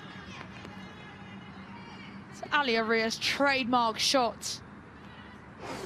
All these batters, they love a bit of bounce. A lovely late cut, opens the face of the bat beautifully, and it races away. First boundary for Ali Arias. Pakistan now 115 for 6. Fatima Sana at the non-striker's end, hugging her bat to try and keep the face of that bat dry. You see the Sri Lankan bowlers and fielders desperately using the towels to keep the ball dry.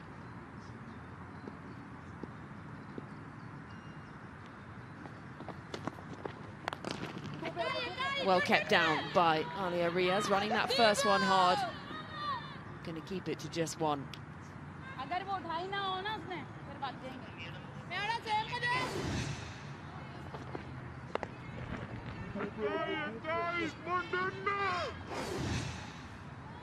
Kavya here really using her rag to dry that ball as much as possible. The seam will expand in this, making it really difficult for the bowlers to have any sort of grip on that ball. Slashed away, that's hit hard and hit fine. That's a beautiful looking stroke. That is one brutal strike. Keep rubbing that bat, because something she's doing is working. Gives herself a bit of room. And brutally crunched away. That's very, very smart batting from Fatima Sana.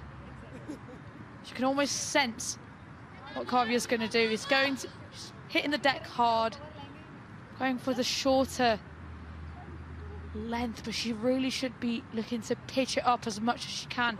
She might be getting some difficulties in gripping that ball.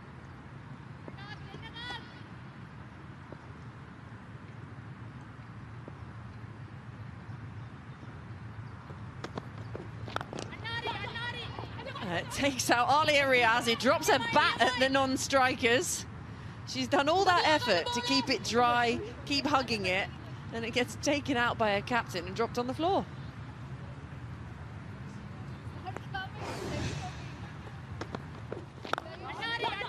Yeah, very accidental there. Tries to get it out of the way, and yeah, that's 10 points. So the weather has taken over. The floodlights have come on, and the fielders and batters are scampering. Suddenly the fastest anyone has moved all day. You look away for a moment, you turn back, and everyone is gone except the umpires, who are taking the stumps out now. But it has got very, very heavy out there. Players dispersing in all directions.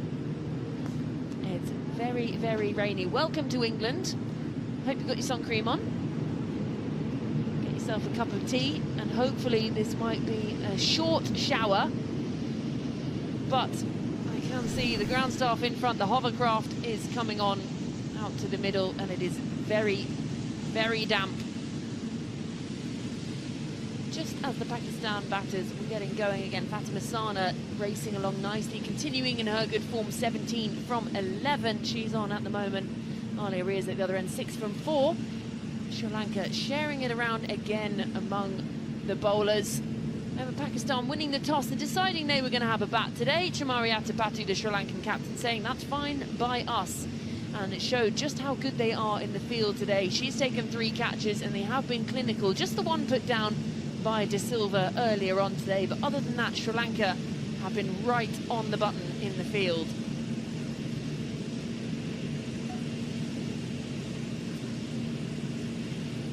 And this can so often be the difference between a win and a loss, is how you perform in the field. But the first one, Chamari Atapattu set herself nicely. This one again, aerial, often they can swirl in this kind of weather, but they've just been so good. It's like they've got super glue in their hands. And Chamari Atapattu, well, she's got a ball magnet in her hands at the moment. Everything seems to go her way. This one will probably be easiest of the lot. And there's the celebration, just flicks it away. That is exactly what you want. You want to be known as a good fielding side, because that's a well-drilled side. Yes, you can come in and out of form with the bat and the ball, but you're good in the field. You're saving 10, 15 runs, and in a T20 game, that's crucial. Yeah, especially when we talk about players wanting to rotate the strike, the pressure the Sri Lankan fielders have put on the batters, causing the run-outs, causing doubts in their mind whether they should go for the second or not. It is moments like this, and when we start to get to the business end of the tournament, it is going to be these things that matter. But for now, it is the ground staff who are the only men out in the middle. The hovercraft is on the pitch. The players have dispatched, and it means that we're going to have to head to a short break now, and hopefully the rain will clear and we'll be back with some good news in the not too distant future.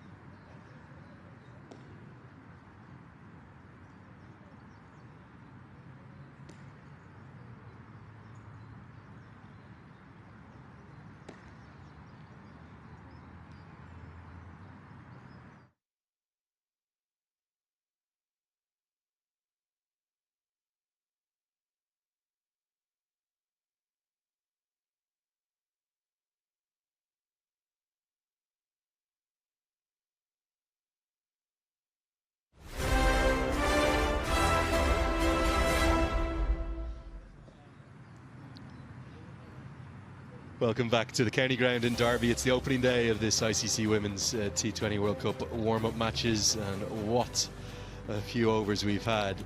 All action on the pitch, all action off it. Sincere thanks go out to the ground staff who have somehow managed to get the covers on and off in a flash. It was a shower I don't think they expected, because it came over the ground ever so quickly with rather light skies above us, but the rain did become heavy enough for our umpires to ask them to get the hover cover on, and they've managed to turn it all around. They make them hardy up in this part of the United Kingdom, no doubt about that, and these guys have been here since about 5:30 a.m. this morning. Absolutely the unsung heroes of the day. The good news is we are going to be set for a resumption in about 2 minutes time from now, with the good news that there is no loss of overs. We should get a full T20I in as long as we have no further delay. The floodlights have actually come on as well, just to aid the natural light with a bit of artificial light to go alongside it, and to talk you through the remainder of the 5.2 overs we have remaining in this first innings. You've got me, Andrew Leonard, joined by Cameron Steele, the ex-Middlesex, Surrey and Durham County cricketer, who is joining us for the first time. Cameron, great to have you with us throughout the day. Really enjoyed your company. Pakistan's innings, well, it's been close to impossible to describe. What have we been watching across the course of the last hour or so? We've seen absolutely everything. We've seen some interesting running, we've seen some wonderful batting, and we've seen some brain-dead batting. A couple of the players losing 4 wickets in the space of 5 overs, between overs 7 and 12. But it looks set for a decent finish now. The outfield will be slick. And Fatima Sana, who's 17 off 11 now, looks in fine fettle. I thought Fatima Sana played the shot of the day as well. That inside-out over extra. She's such an attractive player to watch. A full range of strokes. Very much out of the mould of a former Pakistan men's captain in the shape of Imran Khan. As we're all set for the continuation of play. Just over 5 overs left. It will be interesting to see. It was quite a lot of moisture the pitch has taken there, as to how that's going to react. Do you expect it just to skid on a touch, potentially? It'll be quicker for sure. Just whether it skids onto the middle of the bat or goes too quickly. That one beat earlier for pace. Is now shadowing the shot that she should have played. Third is up, as is 45. So if she could use that pace, it could be an easy boundary.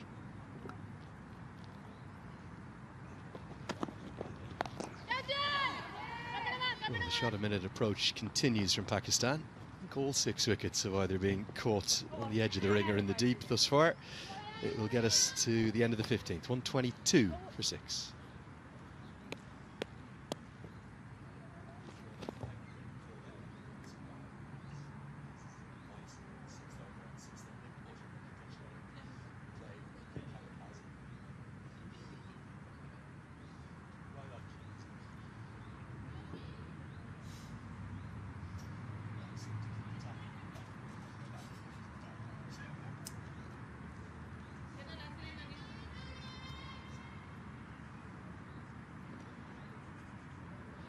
Well, we got concurrent action. You're watching us live here from Derby in the Midlands of the United Kingdom, but also across at Loughborough. Just a break in play there. Give you a score update from that New Zealand women's match. They've plundered 193 for 3 against Bangladesh. Mila Kerr making a 28-ball 50.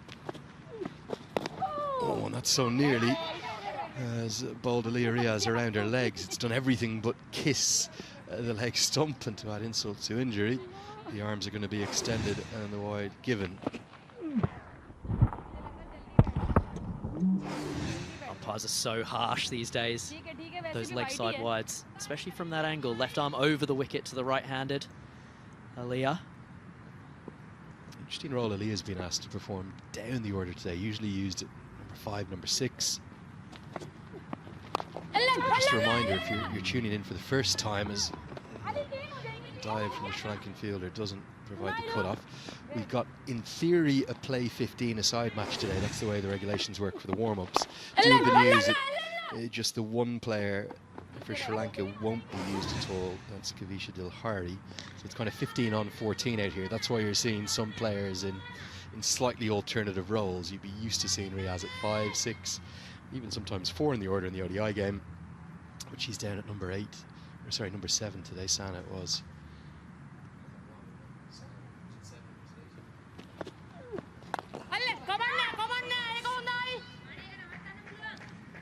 I think it was Sana at 7 actually, and Riaz down at 8, and she's now got to double figures. Good partnership this though, just starting to build up, Cameron, for Pakistan. I was also surprised to see Fatima Sana come in so late. I know she does bat a little bit lower in this Pakistan team. She is so dangerous and has looked frighteningly good today so far.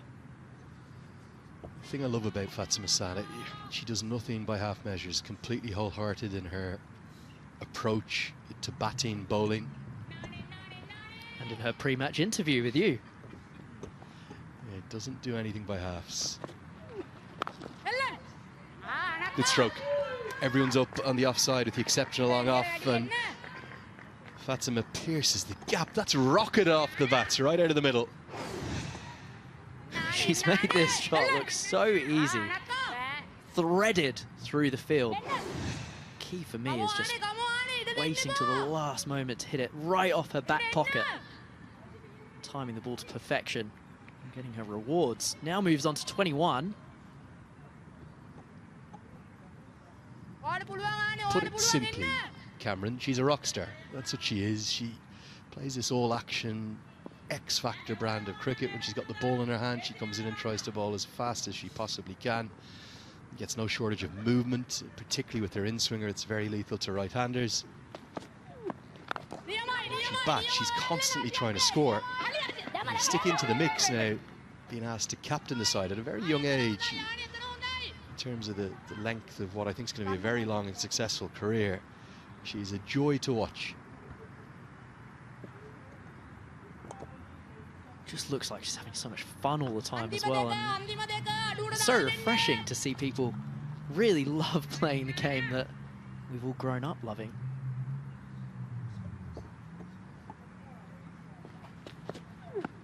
You'll find, Cameron, as you evolve into this world, you're doing your writing as well, but you tend to end up with favourite players as commentators. Try not to give it away, but I can promise you, for me, the women's game, 2 stand out. 3 if I'm going to have my Irish green tinted glasses on, but it's always Hayley Matthews, it's always Fatima Sana. And then when Gabby Lewis is at the crease for Ireland, well, she's just beautiful to watch with her flowing drives. Orla Prendergast, of course, in the mix too.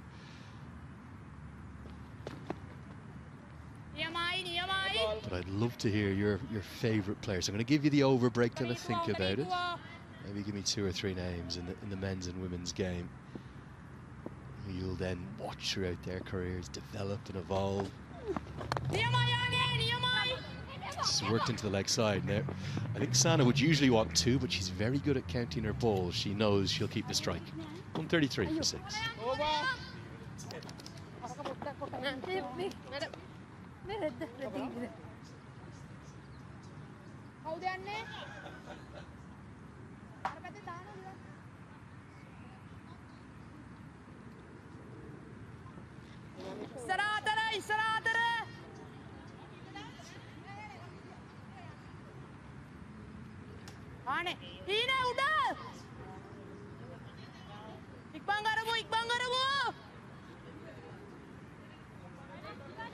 Come on then, Cameron.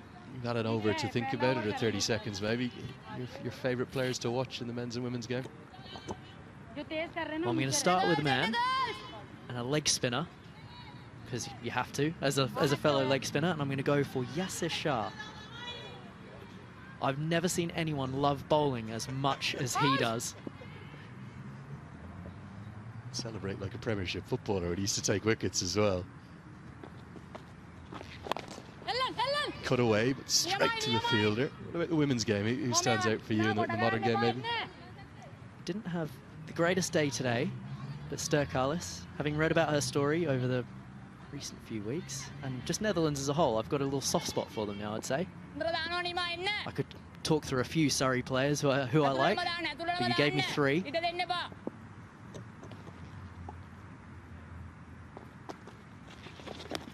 Oh, missed opportunity. Definite stumping chance. Not necessarily the easiest when it goes between bat and pad, but it comes in and it comes out of Nathanya's gloves, and the 7th wicket should have fallen. Feels though the wet pitch has done her a little bit there. Just skidding through a little bit quicker. Before she could gather it in. How costly will that be? Sana, definite missed opportunity on 23. If it was cleanly gathered, it would have been, well, the simplest of stumpings. I think you're spot on on what you say, Cameron. It's not just skidded on, but maybe kept a fraction lower as well. Really difficult when you're missighted just for a second when the ball goes between bat and pad. Oh, now the slippy ball has led to that. And keep your eyes on the two umpires. They have a look at each other and they do decide that it's going to be a no ball. So it'll be a boundary, 5 runs in total to the total, and a free hit to follow. Oh, my sympathies go out to Namasha here. It is so hard to bowl with a wet ball. But I suppose these are what warm-up games are for. You have to practice in the conditions of the country that you're playing in, and God, we have so many wet outfields here in England. But it is a free hit. Field can't change. So 3 in the deep of the leg side, 1 in the off. Free hit incoming. Helped around the corner. You can be run out off a free hit, remember? So Fatima Sana rightly sends her partner back. Yeah, I think a great point again you make about the conditions, because for Pakistan, I'm going to say Ireland's basically the same in England in only one way. We share nothing apart from the weather. Everything else is different between the two islands, but certainly in Dublin they had a couple of games washed out, so Pakistan well acclimatised. Sri Lanka prepared for this World Cup in Pallekele. A little bit different to Derbyshire. Although it can rain hard there. Proper rain. Actually, I just sensed from chatting to Jamie Siddons before the start, he would have loved to get in maybe a little bit earlier. Those triangular series that Bangladesh, Netherlands, Scotland, Ireland, Pakistan, West Indies had. I think that'll be a big advantage for those 6 sides. Coming in England, of course, hosting India as well.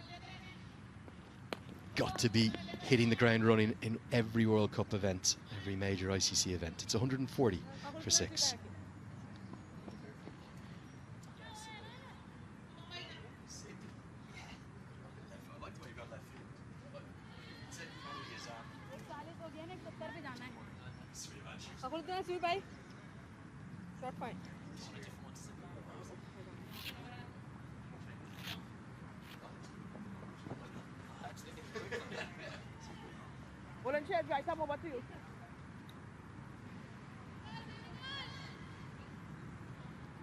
Mukti will bowl her 3rd. Pakistan have 3 overs to work with, and with Sana and Aliyah Riaz at the crease, both very capable of finding boundaries and indeed clearing the ropes, might just be thinking of 170. And a reminder that if you're just watching the coverage for the first time today, we saw Scotland post 163, and it proved far too much for the Netherlands in the morning contest here at the county ground in Derby. As Riaz hammers that away. Impressive power from her. The boundaries continue to come here. Pakistan looking to finish in a hurry. On the charge and then scythed over point by Aliyah Riaz. Gorgeous shot. Watch how late she plays that. Almost behind her as the bat flies through. The ball soars to the fence. Gorgeous batting.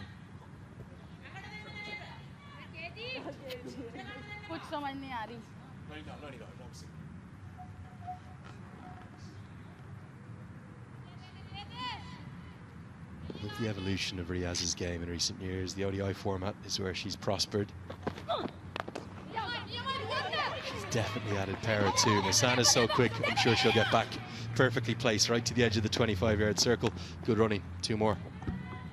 We said she's added power. There's a bit of athleticism there too. Wonderful running from Pakistan. They're really finding their stride now. The 18th over. I didn't give you my my 3rd favourite player. And this one might surprise you. But it's Dom Sibley. So of all the cricketing names I was thinking in my head when it might surprise me, maybe of some of the stars we're going to see at the World Cup next week. Chip straight to cover. Going to be the end of Illyria's. Simple catch held. Well, you've got to admire the approach. They've just continued to blaze all-out attack, Pakistan, but it has proved costly in terms of the wickets that have fallen. And Vamukthi continues her excellent day. She has her third. And just as they were getting into their stride, it is another catch in the ring. Illyria's almost just doesn't get quite enough of it. Needs to loft it a little bit more. But a well-made 22 is now over. Pakistan are 146 for 7.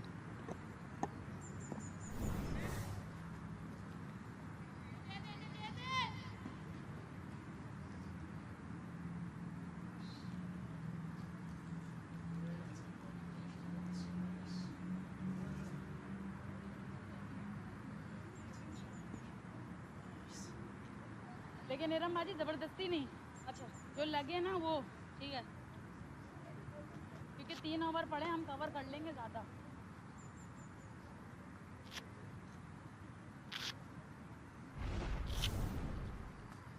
Iram Javed down at number 9. There's no doubt that Pakistan have stuck with their approach. Highly entertaining innings, I must say, albeit interrupted by the weather, and there's just a few grey clouds rolling in again from our right. Let's hope they don't have too much moisture in them. Okay. Cameron, would you say some of that aggression has been a touch misplaced? That they could have actually maybe made 170, 180 for 3 or 4 in this innings if they just held their nerve a touch more? Yes, I would. Just a few more wickets in the hutch towards the end. And with Fatima Sama at the other end. Correction, Sana.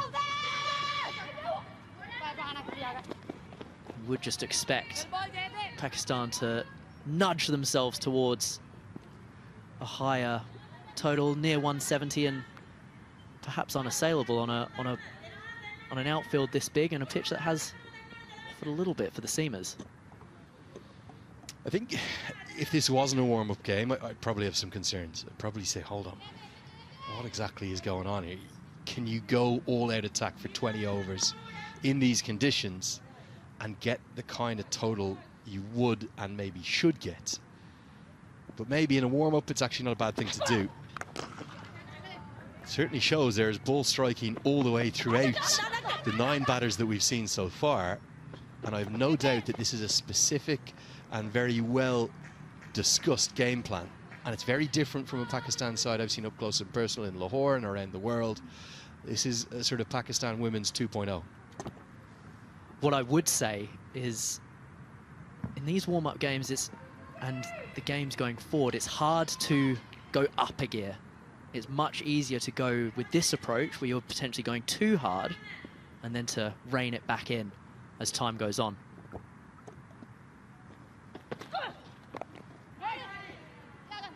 Sana will be frustrated there. She's desperate to get the single. Instead, Iran will have the strike. 2 remain, 149 for 7. 2 minutes remaining to start the last over. 5:05 cut-off time.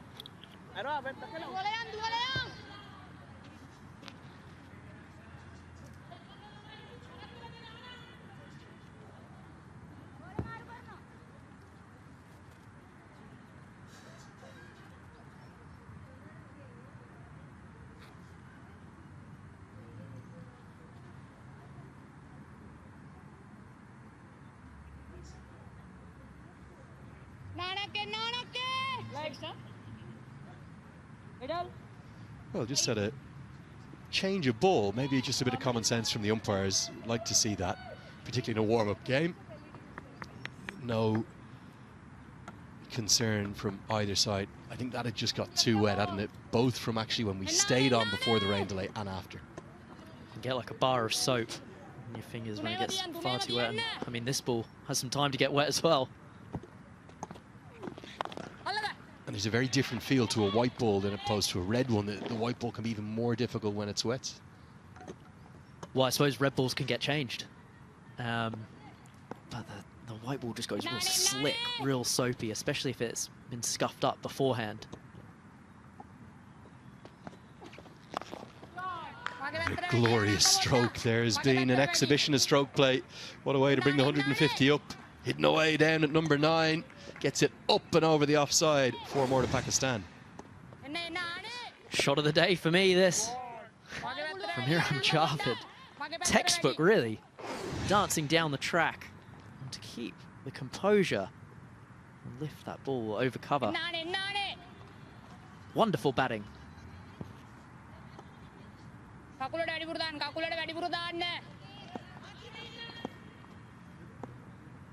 Plenty for Atapatu to ponder.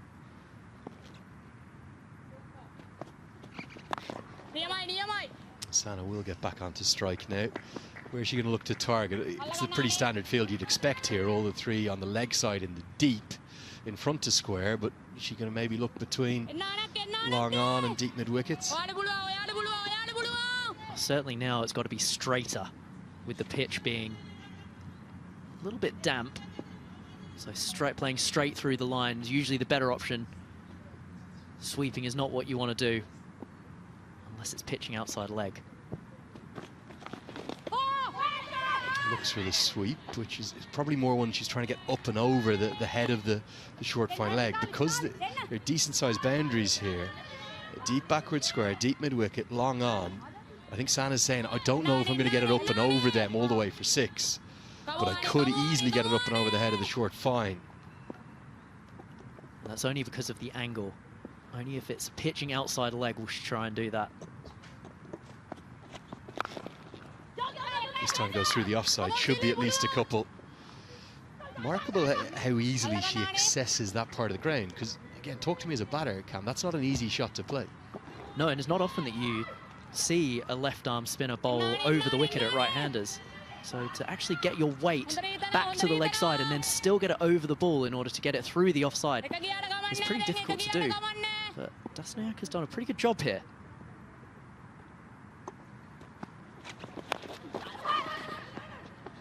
Finds a dot to keep Sana off strike. Good set there, just 7 from the over. It's 156 for 7.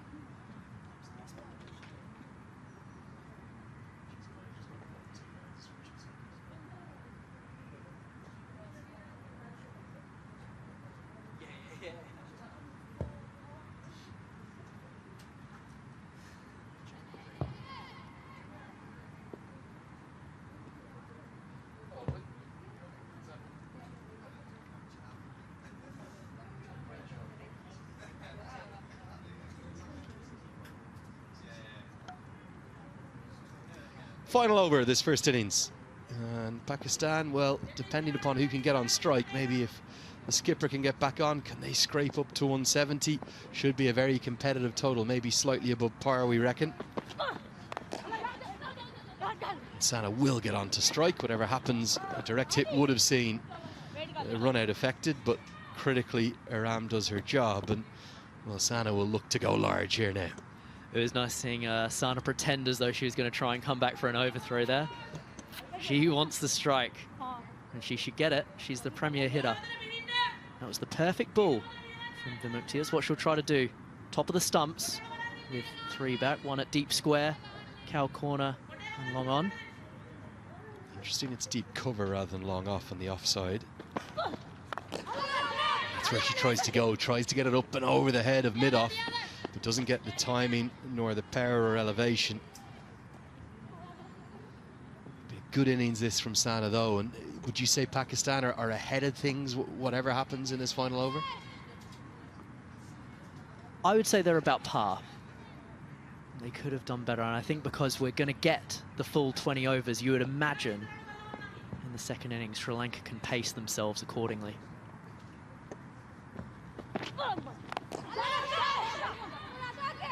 Slightly missed time. Don't think Sana wants the second, Aram does, but Fatima Sana says no, I'll have 3 balls here and I'm going to try and find the boundaries. So much as always, Cameron will rest on the shoulders of Chamari Atapatu in the chase.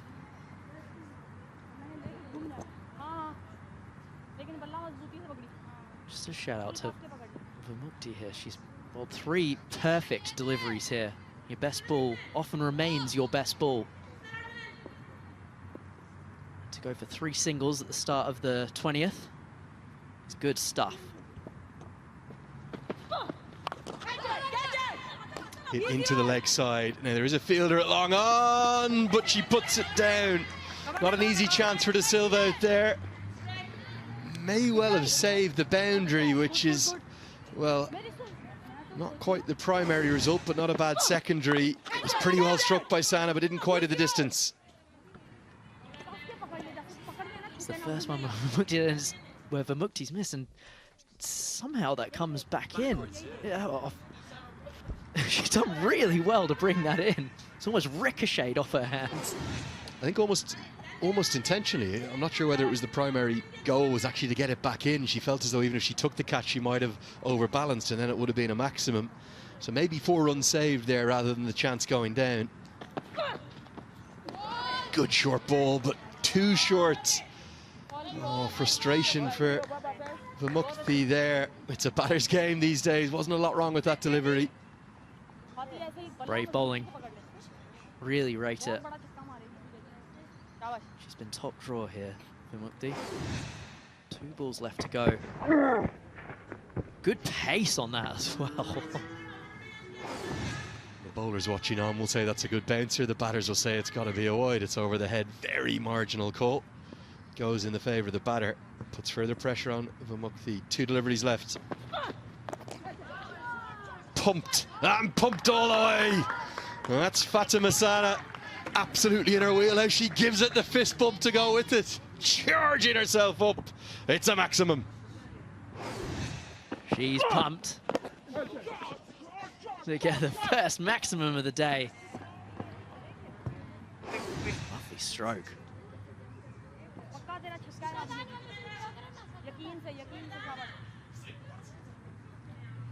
Done well to guide that ball. That's Fatima Sana. There is someone out at deep square. Love the self-celebration as well. Come on, Fatima, that's the way you do it. In a warm-up, come on.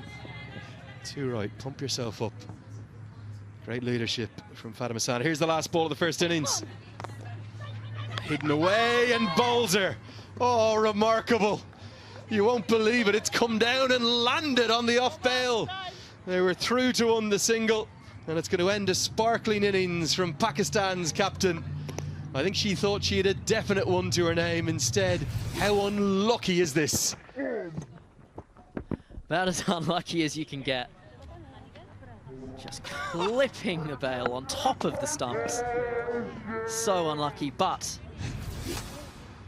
just rewards for Vamukti for a nice final over. That delivery sums the innings up perfectly for me. It was a bit manic, it was a bit chaotic. There was an awful lot happening throughout it. And just when you thought it might be another boundary or a single, somehow Sana is bowled. And Wahab Riaz has a lengthy word. I'm not sure the head coach is overly happy. Well, regardless of whether he's happy or not, they have got their team up to a decent total here, 168. Yeah, good efforts. And again, a bit like that Scottish innings we saw earlier, maybe the one frustration for Pakistan will be lots of contributions, but no one kicking on to that personal milestone. The top scorer ended up being the skipper with her 37 off 26, and good innings at the top from Muniba Ali too. Yeah, Muniba and Gulfarosa got him off to an absolute flyer in that power play. Would have been looking at something around 190 there. For the bowlers, well, Vamukti stood out by a distance. She picked up 4 for 31, 10 dots in there, and there was a wicket apiece for Dasanayaka, Malki and Namasha too.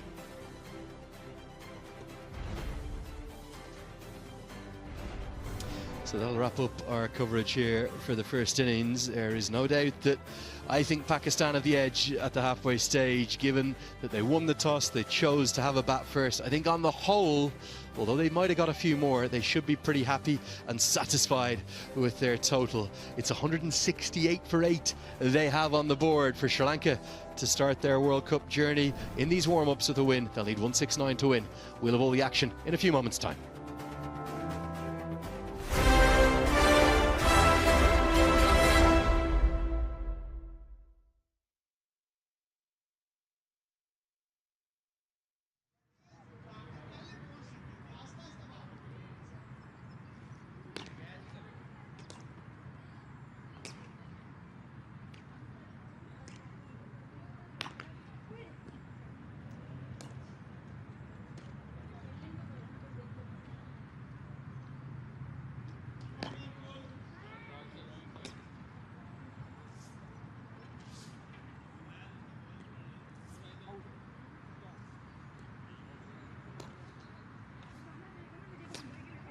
T20, you mean? Past 20, walk back there. Okay.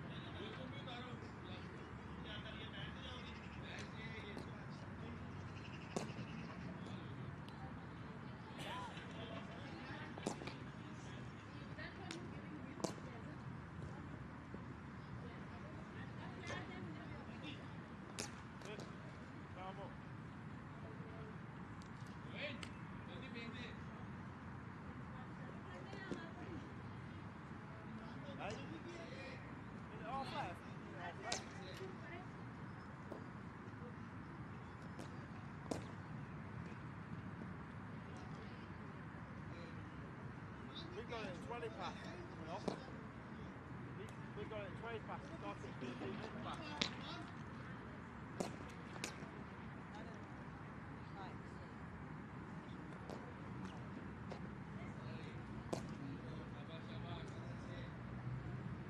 First time on the pitch, so right,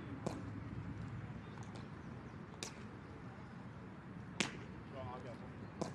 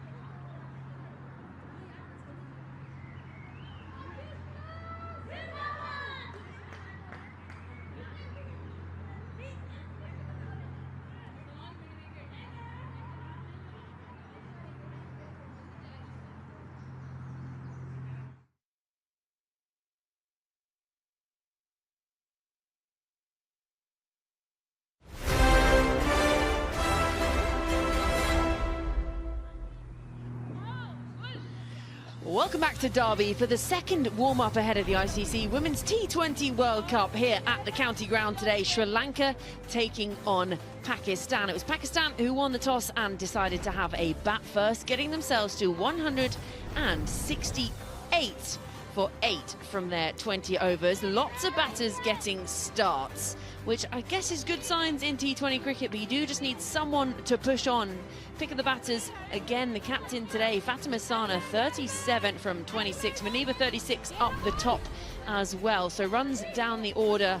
Well, the pick of the bowlers today, Vimukti, 4 wickets for her. Other than that, a few fairly expensive. Atapattu, 12.5 and over, but shared around among 7 Sri Lankan bowlers today, so lots of opportunity to get a bowl as we lead into the main tournament starting next week. Sri Lanka obviously playing in the opening tournament, the tournament opener, I should say, against England at Edgbaston on the 12th, and that will be quite some day for the head of the biggest ICC Women's T20 World Cup ever. Sri Lanka and Pakistan have both been part of all of the T20 World Cups so far, and both looking to make more ground in the tournament this time than they ever have done before. So Pakistan 168 for 8 from their 20 overs, meaning that Sri Lanka need 169 to win. Vishmi Gunaratne up the top. She's been a long-time opener for this Sri Lankan side now. And Shamari Atapattu, she's already had 3 catches today, 155 innings for this Sri Lankan side, the captain. And we're going to start with some spin for Pakistan.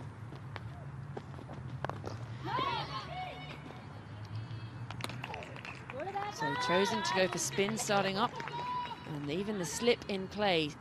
The 2 fielders out in the deep at long on and deep mid wicket. Also got a short mid wicket with captain Fatima Sana there, a square leg, and 4 up in the ring on the offside.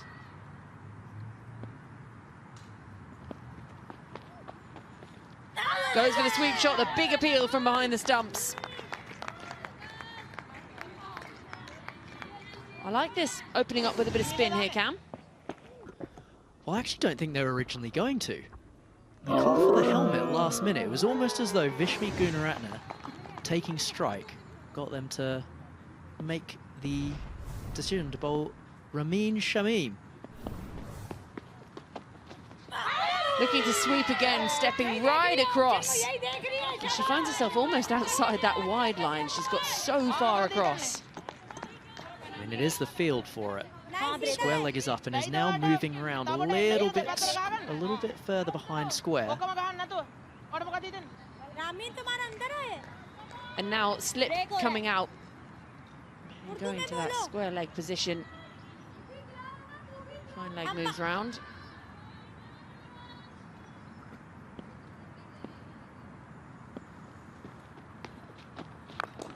Advances down the pitch this time. A little sign of aggression from Gunaratne. Not got all of it. And not fielded cleanly, but cut off inside the ring at deep mid-wicket. Good batting. Changed the field. And was able to just dance down the track.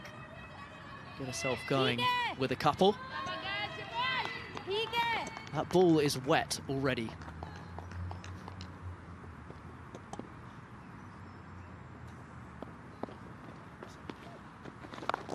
Again, moving across all along the carpet.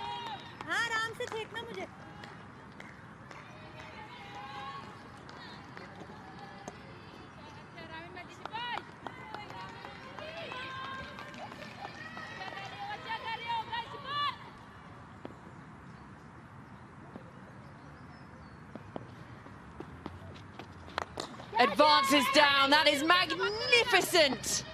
Not quite got enough on it to go for 6, and actually going to plug and land inside the rope, but a beautiful looking stroke. And in the end, it's only a couple of runs for it. First over gone, 4 for none.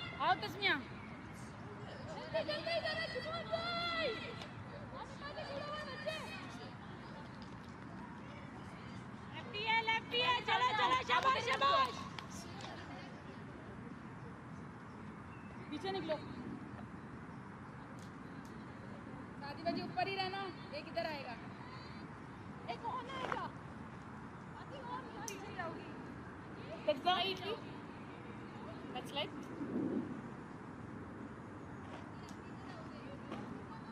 So 4 runs coming off the first over. Gunaratne showing some intent. Shuffling down the pitch, taking on the spin, opening up. So it's going to be the captain, Fatima Sana.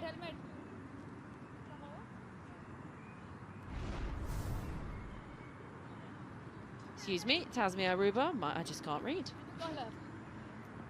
So the left armour from the racecourse end.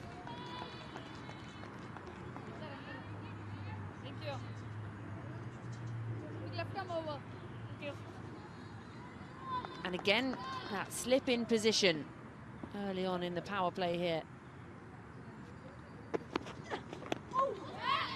Atapatu shuffling down the wicket this time. Left armour to left-hander.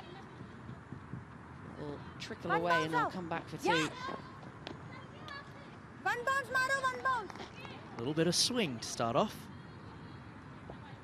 Just gesticulating there. Tasmia. Into the left-handed Atapatu.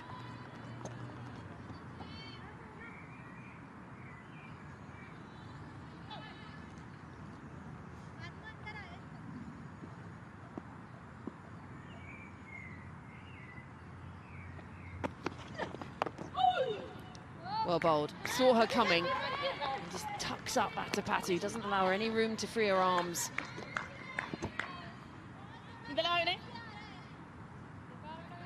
Seems as though every batter needs to show how much it is swinging. Has come back a long way. Good opportunity here for Pakistan to restrict Sri Lanka as much as possible.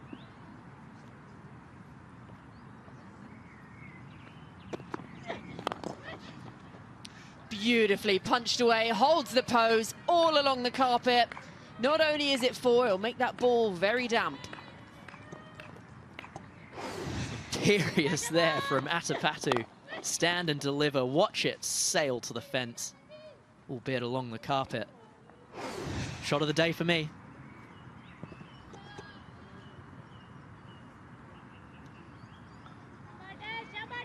Moves on to 6 from 3. Now, Atapatu is one of those batters. You want to keep her quiet early on in her innings because she can get frustrated and then starts to try and go for the big ones. That's really well bowled. Just nipping back in at the left-hander. She's actually played that expertly. That's come back a long way, both in the air and off the pitch. But soft hands has just allowed her to poke that into the offside. Get herself off strike.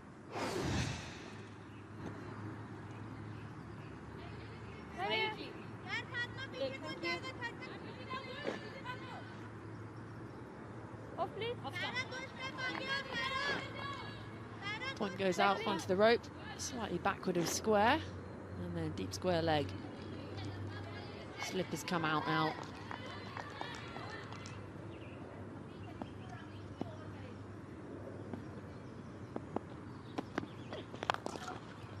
Well bowled. It's that really difficult line of length, slightly wide and full. I'm actually surprised to see the slip come out for Tasmia Rubab. She's bowled with so much swing, and with that 3rd up on the circle as well. Don't mind having that 3rd on the fence. Square leg up, have a slip in.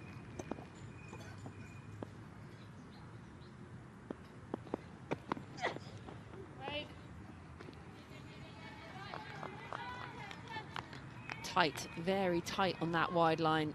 But Vishmi Gunaratne aware of it, lets it go through. Mixed bag of an over, this one from Tasmia, the wide, a boundary coming from it.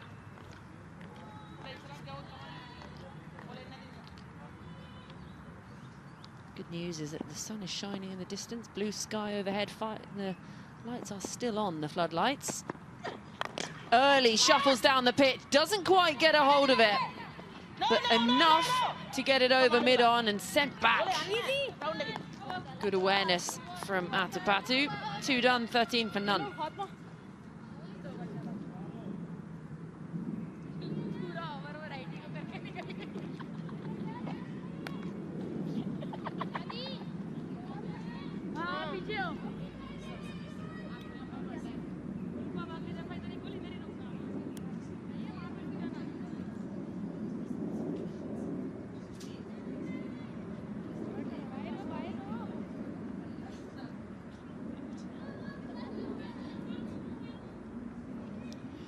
Two overs gone.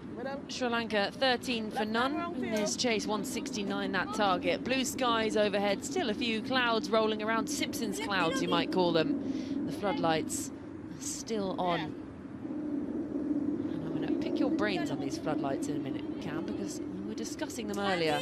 Seems to be a big topic of discussion at the moment, floodlights. But for now it's about Sadia Iqbal, so a change in bowler already. That is beautiful. Beautiful timing, shuffles down the pitch all the way. And that has made a hell of a noise as it's gone beyond the boundary and into the buildings. Dismissive. What a shot that is. For a small girl, timing to perfection. What I like most about that is how she kept her shape.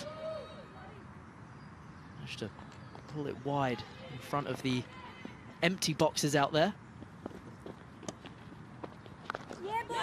And a good response from Sadia Iqbal. Just a bit of an in-swinger there. Lovely skill from Sadia Iqbal. Well, you asked about the floodlights, Georgie. What do you want to know? Well,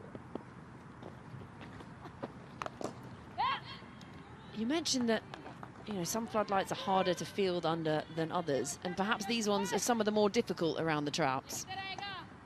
I actually just wrote a piece about floodlights, but not these ones in particular. I would like to talk about these ones. There are two at Cow Corner, which are actually quite close together. So if you're fielding on the other side of the ground and a ball goes up, you go straight in them and you miss it. Or at least I did.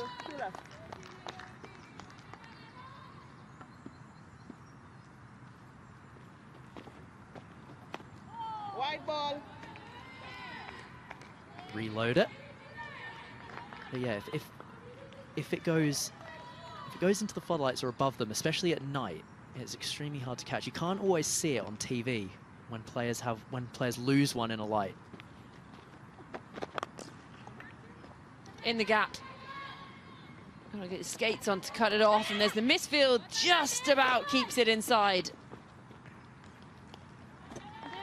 But on a slightly different note, it's when there's the twilight period, which we won't get tonight, where the lights are on and you're wearing sunglasses or you have them on the top of your head. People always say, oh, but they're wearing sunnies. Pulled away. That was there to be hit. You just cannot bowl there to someone of the power and strength of Chamari Atapatu.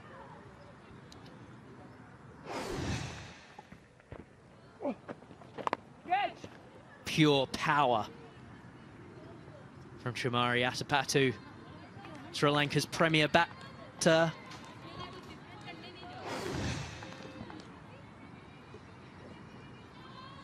This is when you start to worry Pakistan. Chamari just getting into her rhythm. 13 from 6 now. Vishmi Gunaratne going along nicely. The other end 12 from 11. Maybe a dot to end a fairly expensive over. 14 runs from it. 3 gone, 27 for none.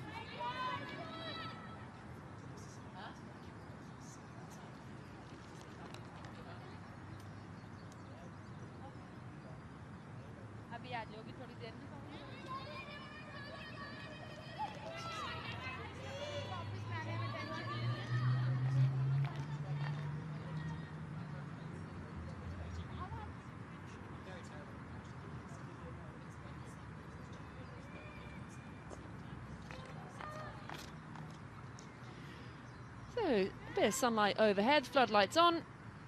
And Tasmia's going to have a second. 9 runs from her first over. Vishmi Gunaratne eyes are up. That's well bowled. Good work from these two. They bat together a lot up the top of this order for the Sri Lankan side. So good communication, early calls of yes. That's something we saw in the earlier game today that Scotland did so well. Running that first one hard, good communication of then coming back for a second, putting the pressure on those Dutch fielders. Running between the wickets is something that Pakistan didn't do particularly well. A couple of mix-ups there.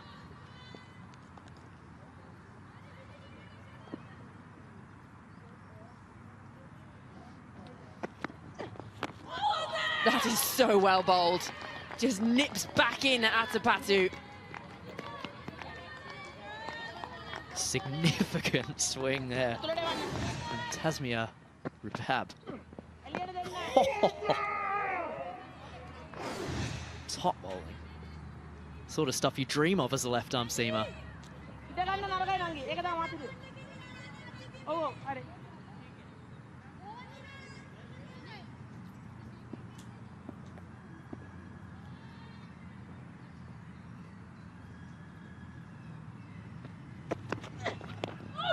Chamari advances. It's great running again. This is really good work from Tasmia. She's getting the ball to move, getting the ball to talk, tucking up Atapatu, who's looking to free her upper arms, shuffle down the pitch, and flick it leg side. Really impressed here by Tasmia Rubab. I mean, she's got a decent coach in Wahab Riaz for left-arm swing. Certainly helps. She's doing an excellent job here for her team.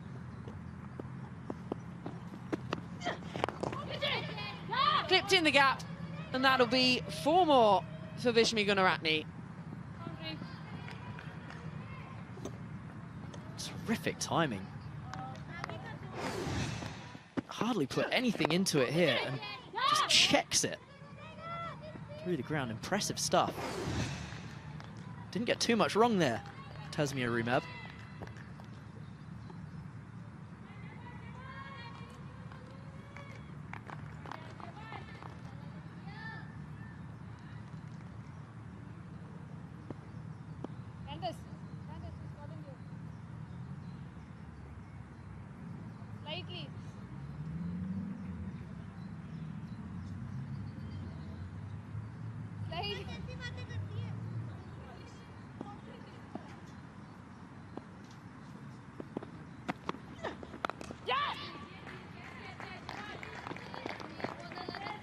She's been really impressive so far today, Tasmia Rubab. For 15 from just under 2 overs so far, but 2 batters who are pretty well set in the middle. She's got Chamari Atapatu's number at the moment, getting some movement. Aware that she wants to go for that power hitting.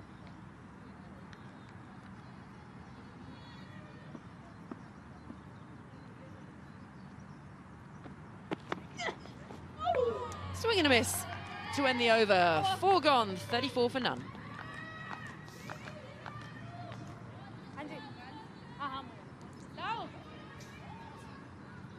बस pitch से नहीं भागना चाहिए था नहीं फाती है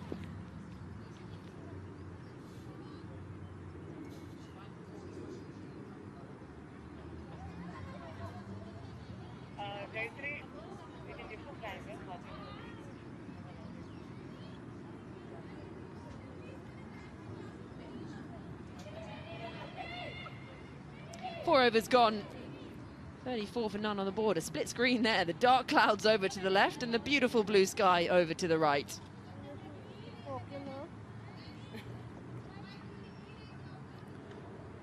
Some maintenance on the shoes. Sometimes you can... The best thing actually usually is a fork. I know they're using a brush there, but there's a couple of players who I've played with throughout the years who carry a fork around with them in their bag. Do they carry, is it a specific one? Or do you have to, is it just, oh, I'll just take this one from catering today? Well, Dan Worrell from Surrey, who came quite close to playing for England last year, I'd say. He likes to take a fork from each ground that he plays at. Maybe I'm selling him out here, and he's going to get put in jail for stealing. Okay. But it's part of his routine. I can't talk. I think the cutlery drawer in my flat is from my flatmate's old job, and she just took it when she left. So I feel you, Dan Worrell. I suppose as long as it's not authentic silver, then it's okay. You know, like when babies are born, they get a christening spoon. Maybe if you've got a kid that you're going to make play cricket, you can get a christening fork? Or when you take your first wicket, you get a Oh. wicket fork. Yeah, like an anniversary, you know, each anniversary is paper, wood, whatever. You get a fork for your first wicket, you get a knife when you get to 10, and then the spoon, which is the ideal utensil, you get at 20. What would be your ideal utensil? Sounds like a weird chat-up line. Hello, what's your ideal utensil? Well, obviously a spoon, because it can cut, scoop, and eat cereal. Back to the cricket. All the forks have been removed from the field now. You could just have it on a little chain around your neck, you know. This is my mud removing fork. Wouldn't want to dive. No, perhaps not. No. Why are you in hospital today? Well, I was skewed by my mud removing fork that I had on a necklace around my neck, obviously. You end up on 24 hours in A&E at that rate. Anyway, Fatima Sana into the attack. The captain from the City end just goes through her stride.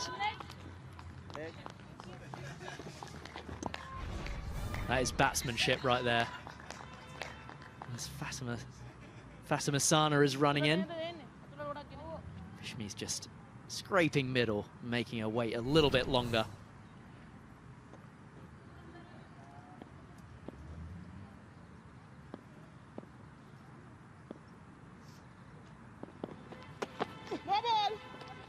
No ball, and strays down that leg side, so it's going to be a free hit for Vishmi Gunaratne. And you think that's a sort of one up to the batter there as well. She's had to go back and do it again, and then it's a no ball. Smart stuff, it does help. It does help. A free hit will certainly aid this Sri Lanka power play. Going along nicely now. 35 of their 4 overs.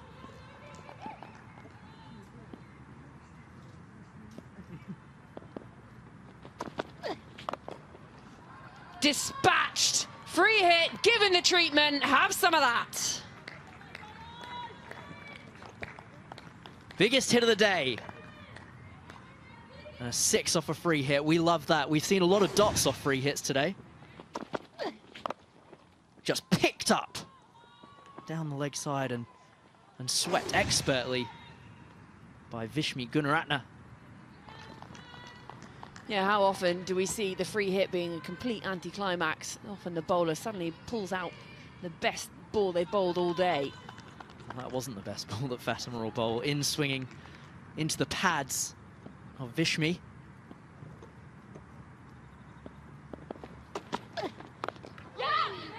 And then a good touch to follow it up. 6 backed up with a single. Rotate that strike, bring Shamari Atapatu back on strike. She's 13 from 10 at the other end. Vishmi Gunaratne 25 from 17. We now get to see the 2 superstars going head to head. Captain to captain.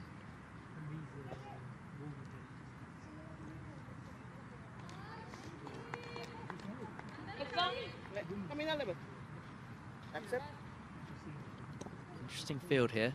The 2 out, deep point, deep square leg.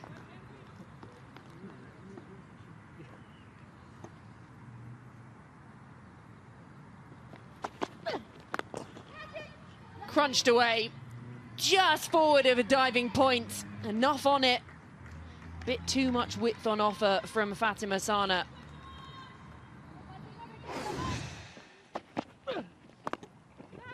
Straight in the arc there. Half volley. In No, it was swinging. Asipatu, all she had to do was throw the hands through it. Waited beautifully for it. Placed it to perfection in front of that deep backward point.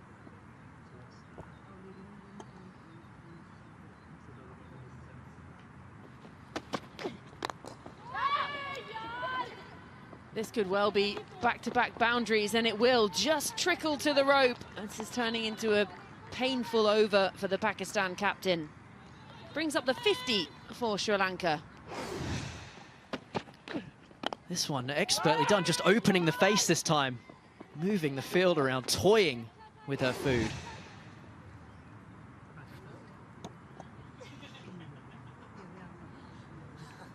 With a fork? Let's not get back into this.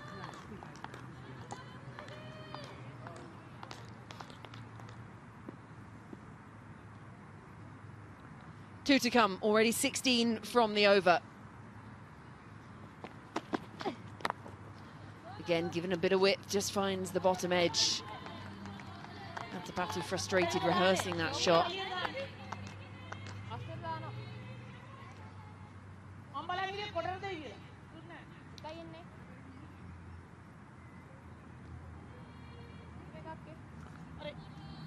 They look pretty cool, calm and collected in that Sri Lankan dugout. A few with woolly hats on. It is a little bit nippy out there in the late day, isn't it now? Yeah, coming to 6 o'clock in the evening of Derby here. And 2 dots to end an expensive over from Sana. 16 from it, 5 gone, 50 for none, and we're going to have a change in commentary.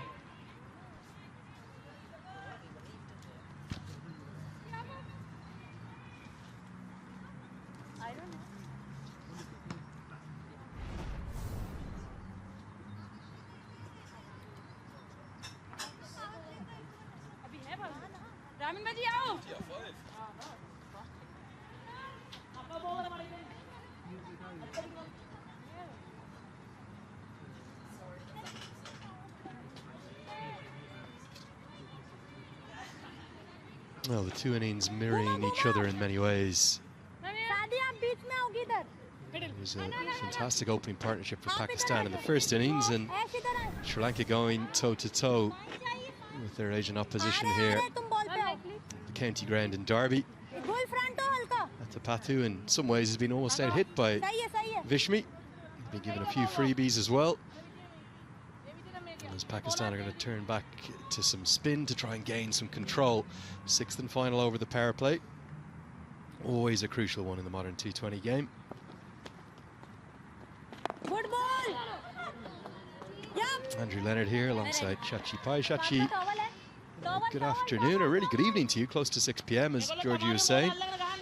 This game hanging, well, very much in the balance, but Sri Lanka maybe the happier of the two sides right now.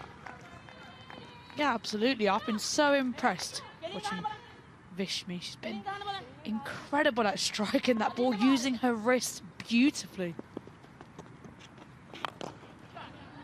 This continues to go, but there is a fielder down at long on, and, well, just out of her reach. It's going to go all the way for 6. We've seen some great ball striking from both sides. And a big, big blow straight down the ground gets the maximum reward.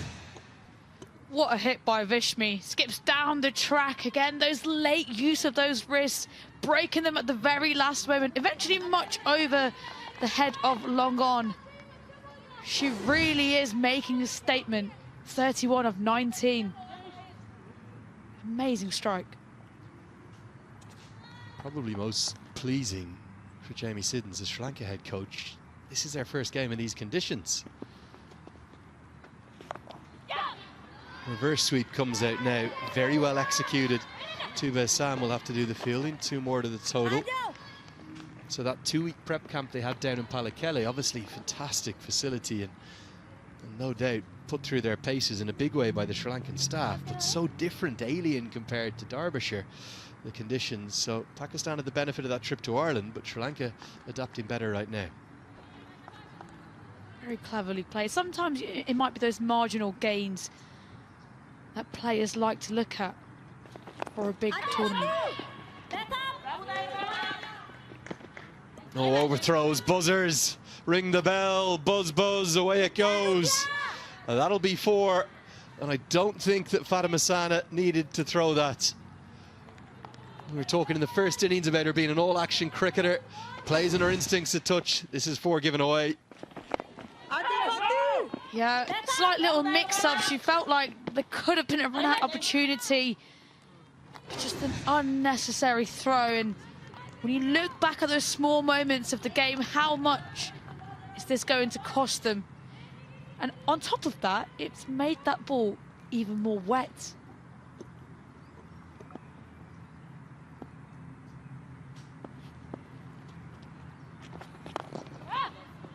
Good batting, nice use of the feet.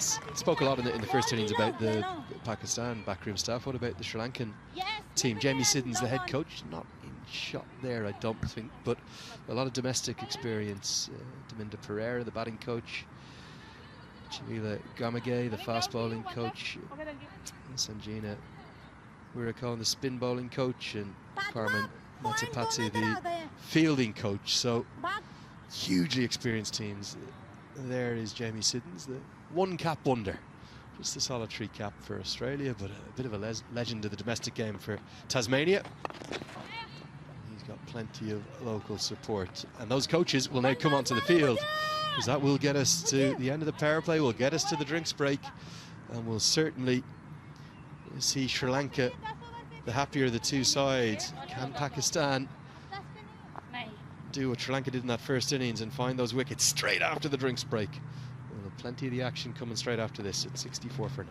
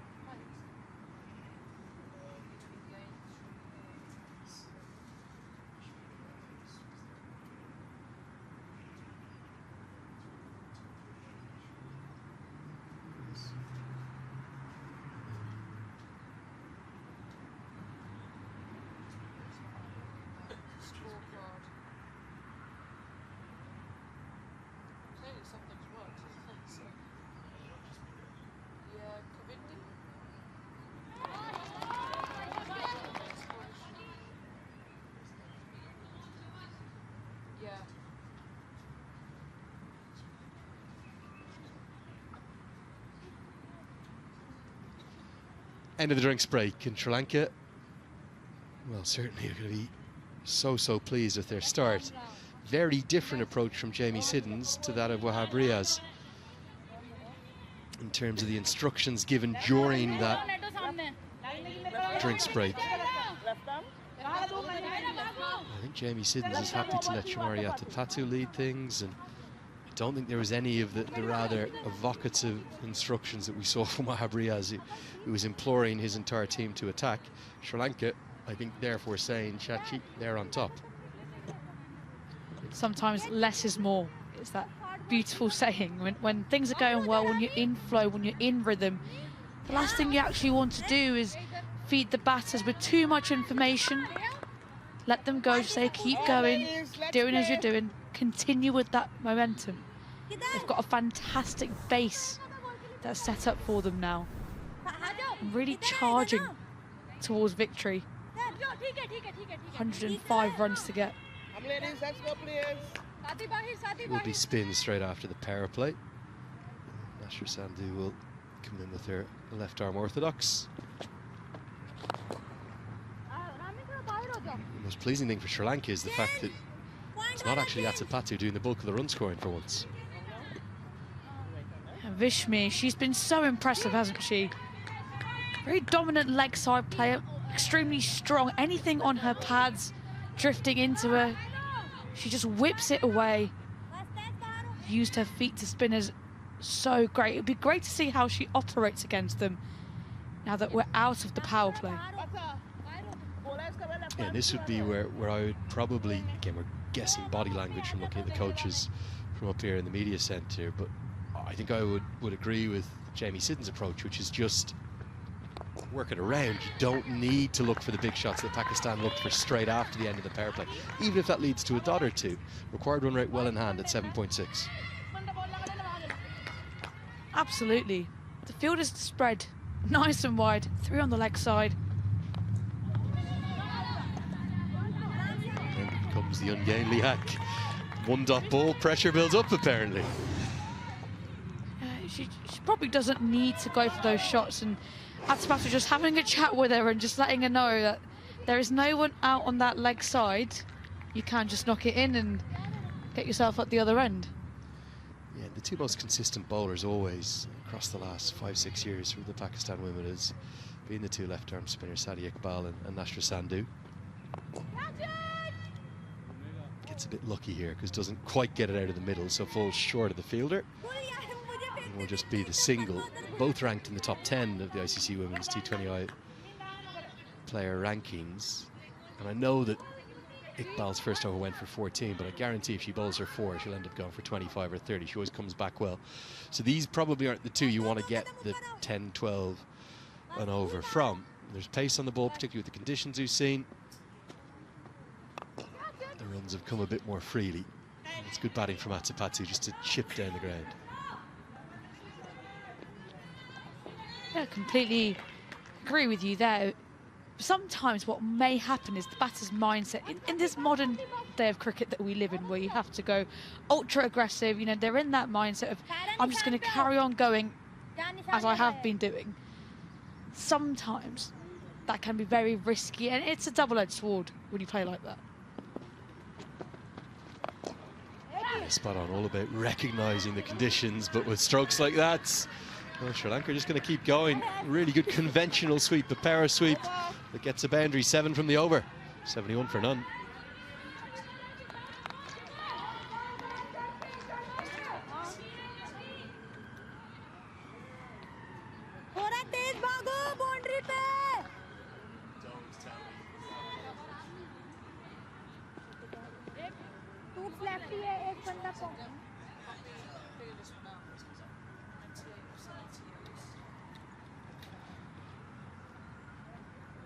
Cool.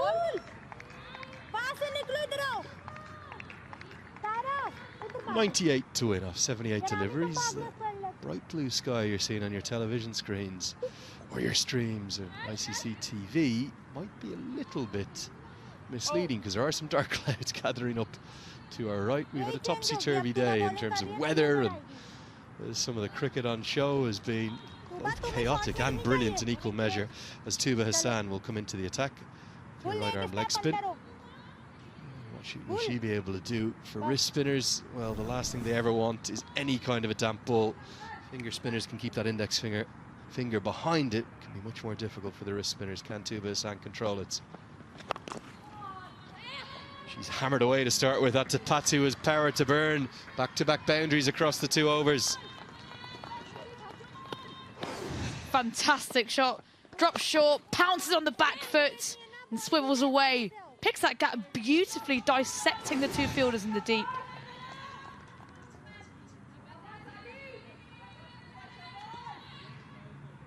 Yeah, just the blue skies to the left, the concerns across to the right as we look here from the racecourse end. Definitely some dark clouds there building up right above the ground. Let's hope that they don't contain any moisture.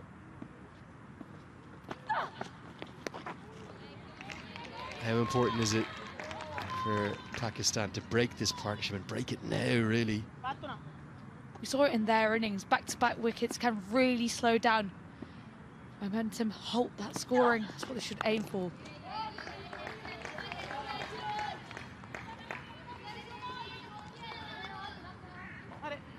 Sometimes all you need is a few dot balls for a false shot to come around.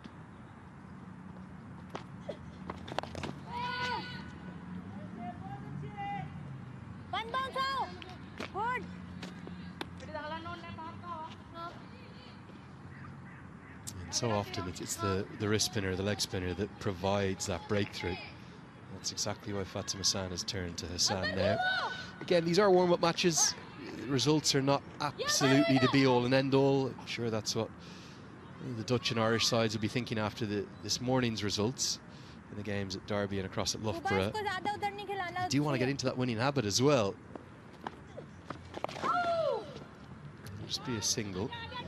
You would imagine that Pakistan have already shown plenty to work with, but they've also shown plenty they need to improve upon across both innings. Yeah, totally agree. Warm-up matches are to experiment, to try new things, to give those opportunities, but winning is a habit and it's a mindset. And you want to start off winning, you want to get that feeling spreading amongst the players, so you carry that into the tournament.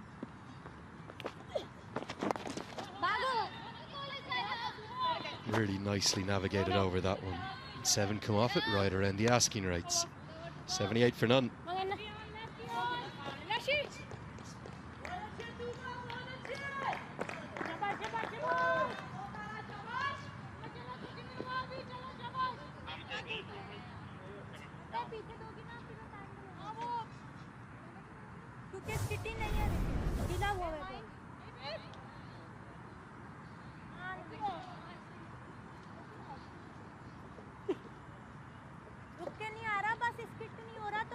There are the two groups that we've got to savour, to look forward to, and to enjoy across the course of the 33 matches.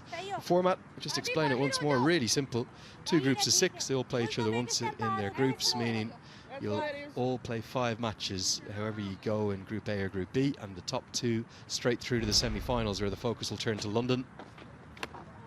Both semis at the Oval, and then the main final itself on the 5th of July at Lord's.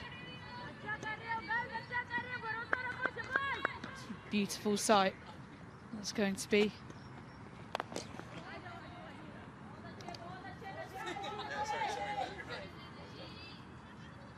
What are you most excited about across the course of that sort of month or so of cricket? It's, I suppose, the women's game taking absolute centre stage here in England.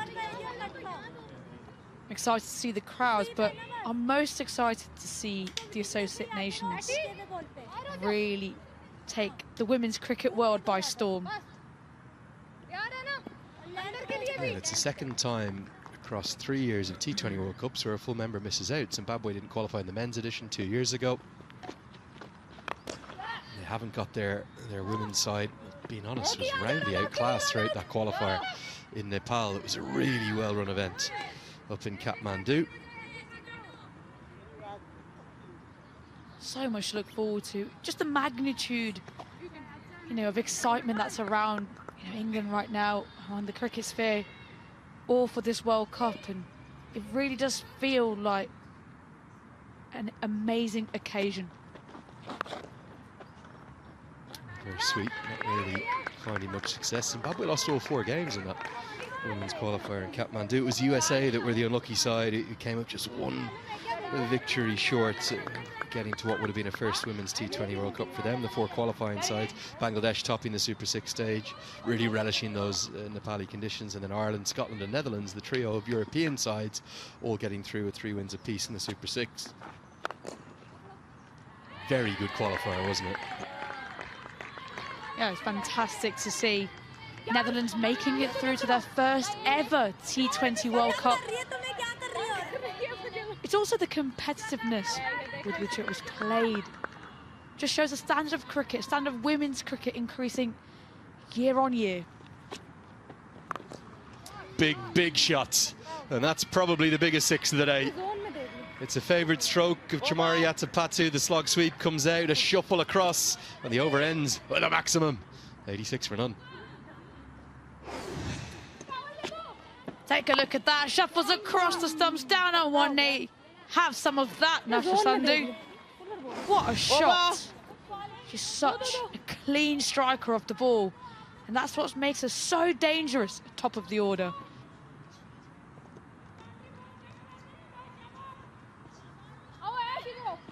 Yeah, the thing I like about the stroke, Shachi, for me, is that, okay, a bit of pressure built up in the over, 3 dot balls in it, but it's the modern way. Yes, the field is out there on the shots, but you're backing yourself to have the ability with the matchup, the left arm orthodox to the left-handed hitter, to hit it up and over the head of the deep mid-wicket fielder. Great leadership and great choice of stroke from Chamari Atapatu. She is such a star. Spoke earlier about Catherine Bryce's potential impact on the tournament.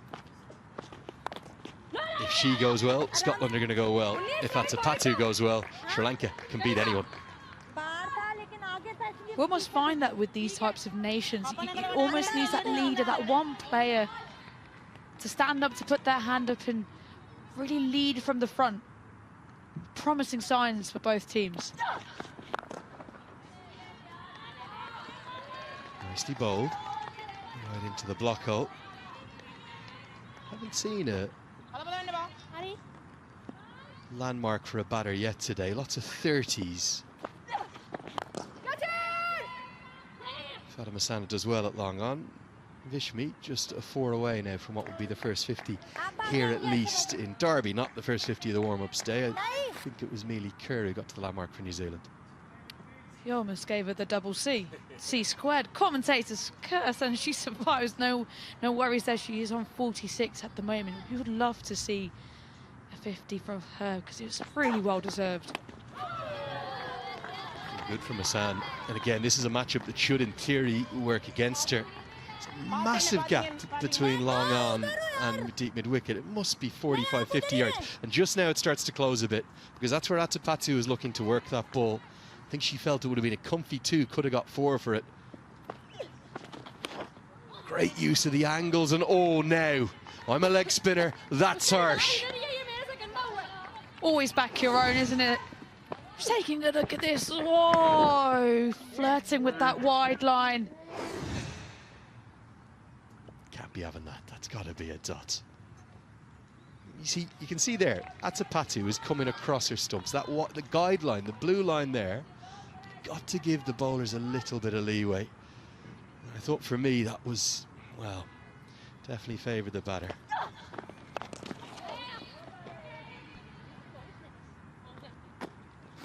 Pulled away. You can tell what she's trying to do.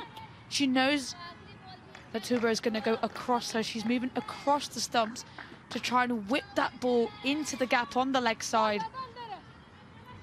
Seemed like a really unfair decision on her behalf. Excellent bowling though. I tell you, can she get out of her over now, or is the wide going to be costly? She can. Just the 3 from it. Superb leg spin bowling. The halfway stage, Sri Lanka though, they're in control. It's 89 for none.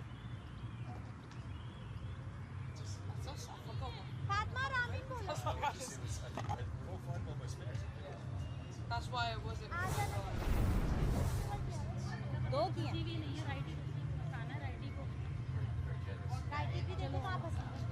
Righty को फंसाना ये बोल रहे हैं और ये off break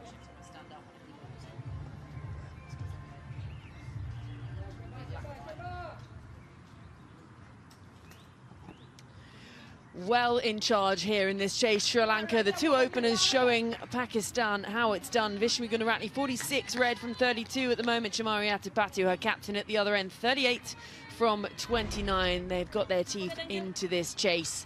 10 overs in, 89 already on the board. So 80 now needed from 60. All the wickets in hand. And getting dark again out there here at the county ground in Derby.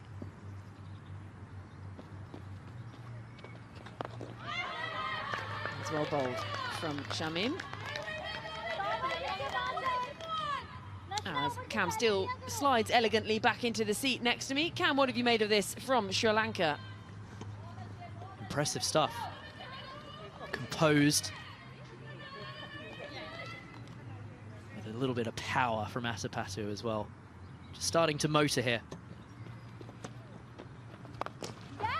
Goes aerial, cries of catch it, and over the head. It would have been heart-in-mouth moment for Chamari, but she sends it for another one. Pure power from Atapatu there. No, not short at all. Just managed to sit back and just loft it for Fatima Sana, who isn't quite tall enough to get to that one. I was going to say, of all the fielders who are likely to be able to make the highest jump, it's probably not Fatima Sana. So she just watches it soar over her head.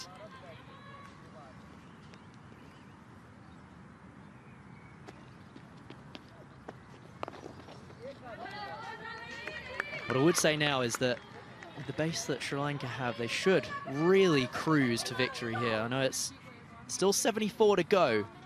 They have 57 balls remaining and 10 wickets in the hutch. These two have a good chance to continue to build here without taking too many risks.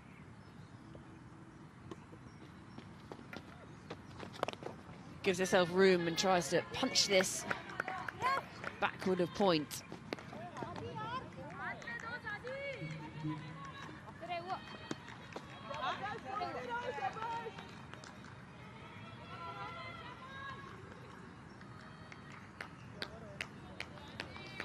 Both these batters just one strike away from reaching a half century in this warm-up game for the ICC Women's T20 World Cup. Big cry. They think she's got a tickle on it. Atapatu unmoved. Umpire unmoved. Interestingly, walking across there to try and target the leg side. With all the fielders back, all the fielders up on the offside. So, one to come in this over from Shamim. Just turned away. Should just be kept to one, which means Atapatu keeps strike for the beginning of the next over. 7 from it. 11 gone, 96 for none.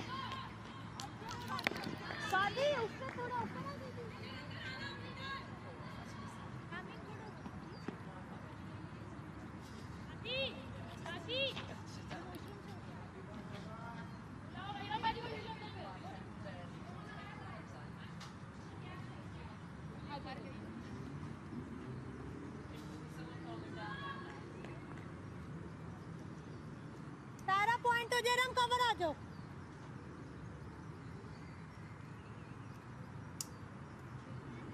73 needed from 54. Both batters one strike away from a half century. Chamari Atapatu on strike, 45 from 35.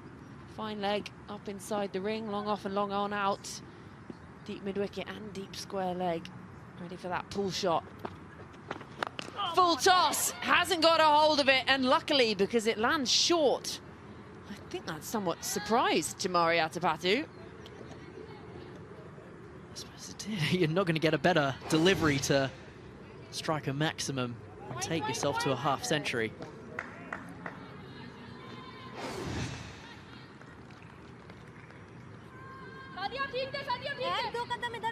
Maybe she was just more surprised that she missed out on an absolute freebie. Doesn't happen often. Two full tosses in a row. Gunaratne gets more of it, but still not enough. Very strange noise it made off the bat as well.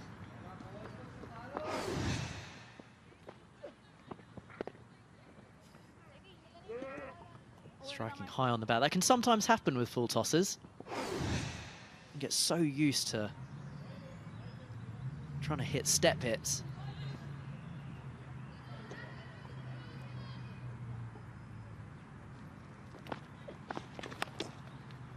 Falls just short, parried, and it could be the half century for Chamari Atapatu.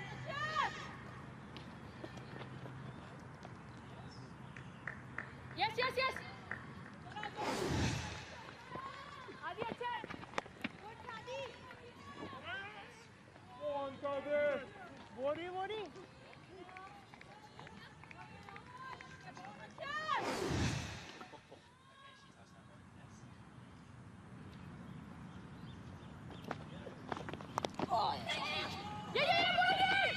through for the single. Chamari has to get her skates on and very nearly run out. I think she just got her bat in. She was sort of ambling and then suddenly realised.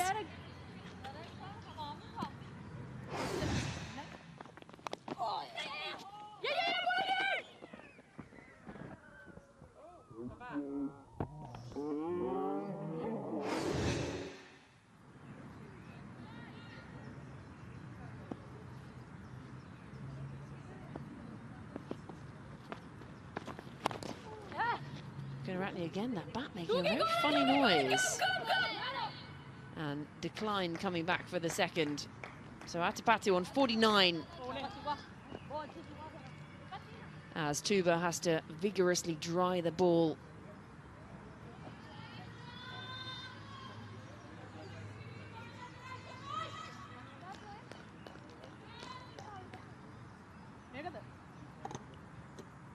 Will she just take the one to bring up her 50 or try and clout this over the fence like she has done the last 3 balls?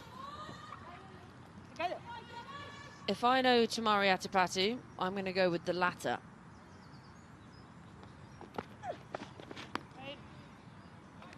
But we all have to wait. You can see Tuba desperately trying not to put it in that hitting arc of Atapatu to go over that leg side. And the leg side is spread. She is desperate to smack it over there. In the air, through the gap. And that will be a half century for Chamari Atapatu. She doesn't even bother running. Punches gloves with Gunaratne. Appreciation from the Sri Lankan side. They know how important it is for their captain to be in form coming into this World Cup.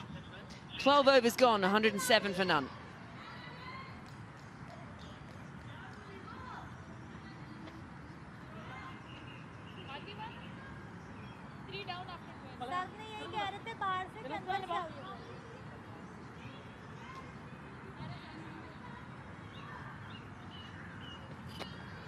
Batal left arm wrong too.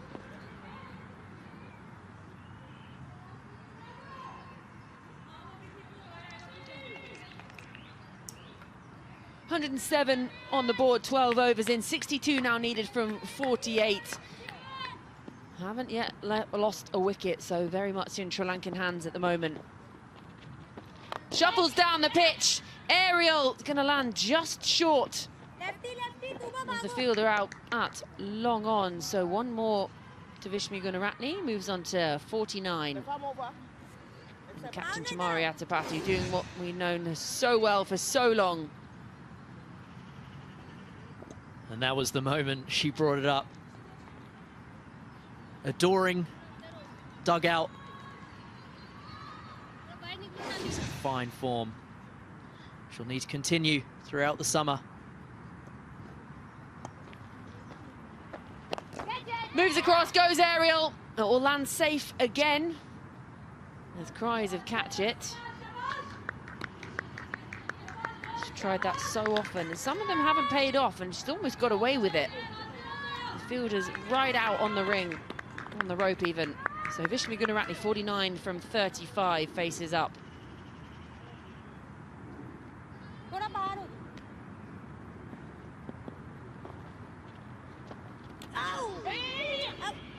Goes for the reverse, and that will be the half century for Vishmi Gunaratne. Oh no, it won't, not quite yet. Umpire signals buys. Thought there might have been a bit of bat on that. She'll have to wait.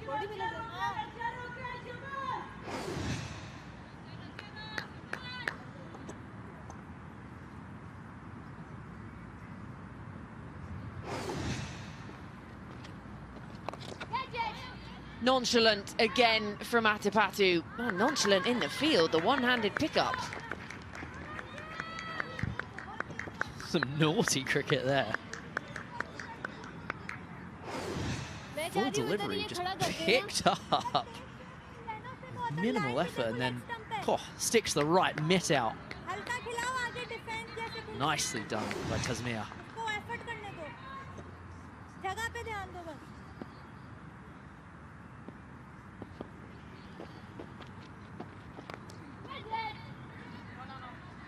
She's still going to have to wait.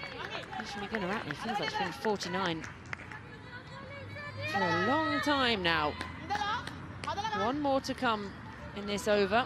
111 without loss for Sri Lanka.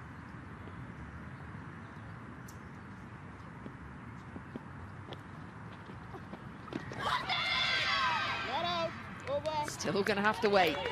Dot to end the over, 13 gone, 111 for none.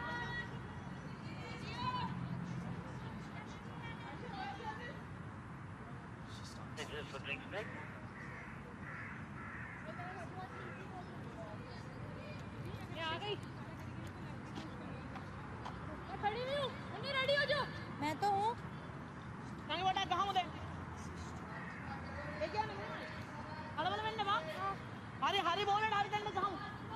सारा जल्दी पहुँचो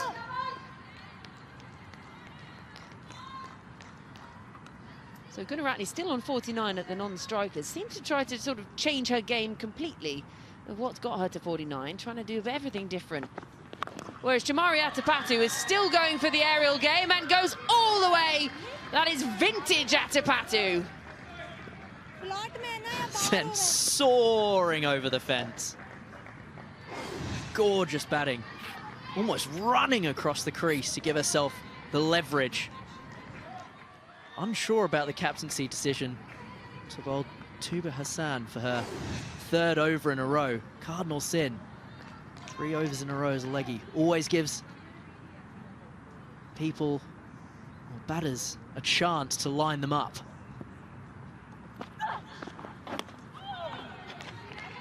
Straightens on Atapatu, who's looking to go offside. So 52 needed from 40 now. Seems a pretty regulation equation for the side in blue and yellow. You can hear the frustrated grunt from Atapatu. Almost getting lapped by Gunaratne, trying to come back. So Gunaratne has another opportunity to join her captain in the half-century club. She's 49 from 38, but we were just saying this, weren't we, Cam? She's sort of changed her game completely. She got to the late 40s and is now in all of a muddle about what her game is. In a way, both of them have. It's not like they wanted to both get to 50 with a maximum, and swept away this time, and that will be the half-century for Vishmi Gunaratne. They'll come back for a second. So these Sri Lankan openers doing exactly what is needed of them. Both in form heading into an ICC Women's T20 World Cup is a terrifying prospect for their opponents. round of applause. Vishmi Gunaratne fed the sweep shot to bring herself to a fine half-century. She's been the pick of the batters so far.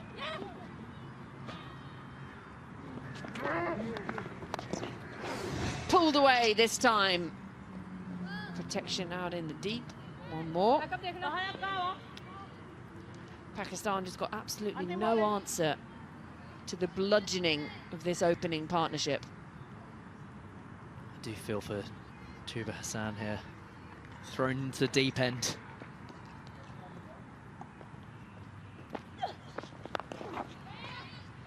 Again, doesn't quite get a hold of it.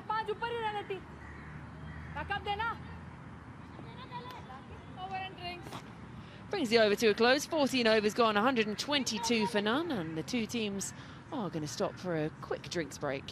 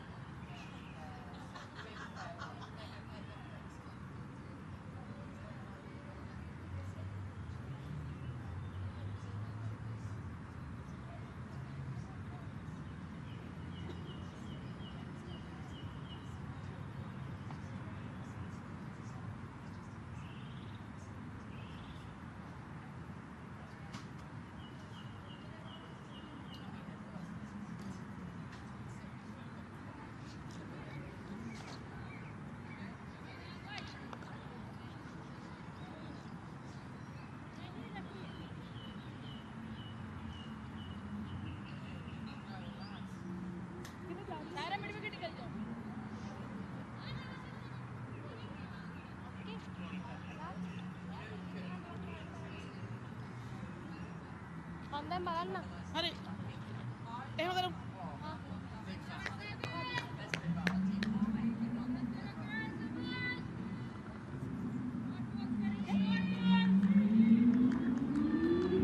So 14 overs gone. Sri Lanka need 47 to win from the next 6. Their 2 openers still out there, 122 on the board, yet to lose a wicket. Sadia Iqbal back into the attack, 2 overs for 17 runs. Atapatu moves across early, launches it into the sky and beyond the rope again. Yet another maximum for Chamari Atapatu. Carbon copy. Just sitting back and launching these over the fence. Some hitting. It's a technique we've seen all across T20 cricket, all over the world. Just hanging back and launching them.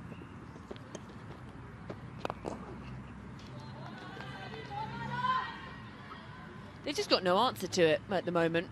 They're just giving her that time and that room. She's able to step across early, knows exactly what her plan is well before the ball reaches her, gives herself space, and off it goes. It's a little bit like 6 or nothing at the moment for Atapatu.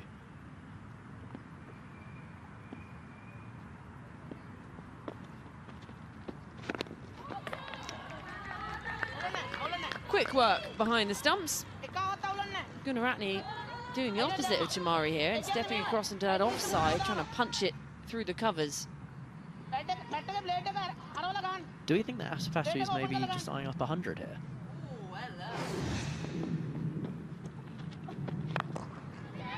Put down on the second grab as well.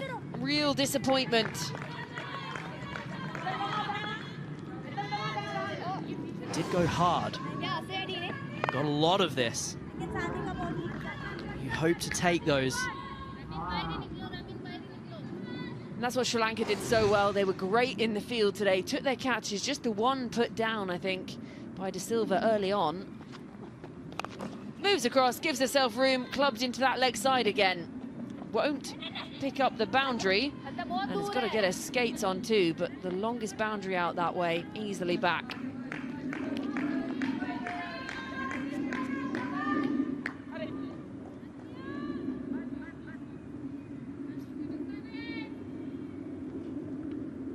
So one more to come in this over.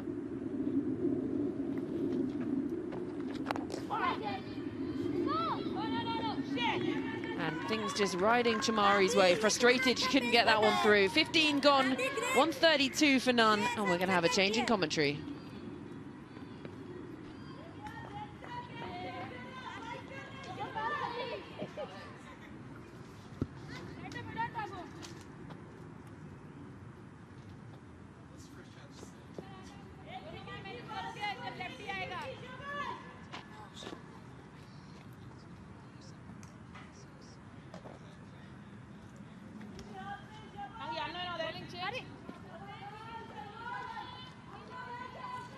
Well, a phenomenal partnership, and one I don't think any of the 4 of us necessarily saw coming.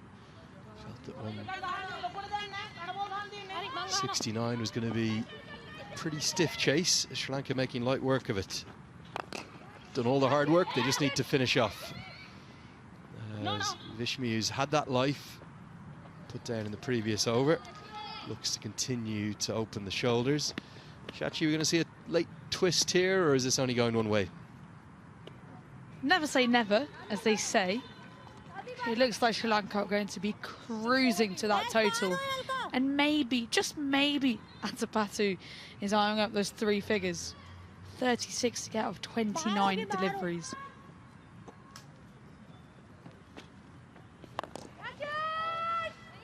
Just continues to swing, and swing very impressively.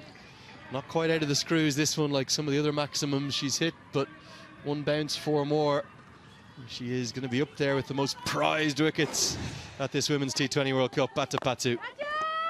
Her favourite shot, picks those pocket up beautifully. Swings amazingly through the line of the ball.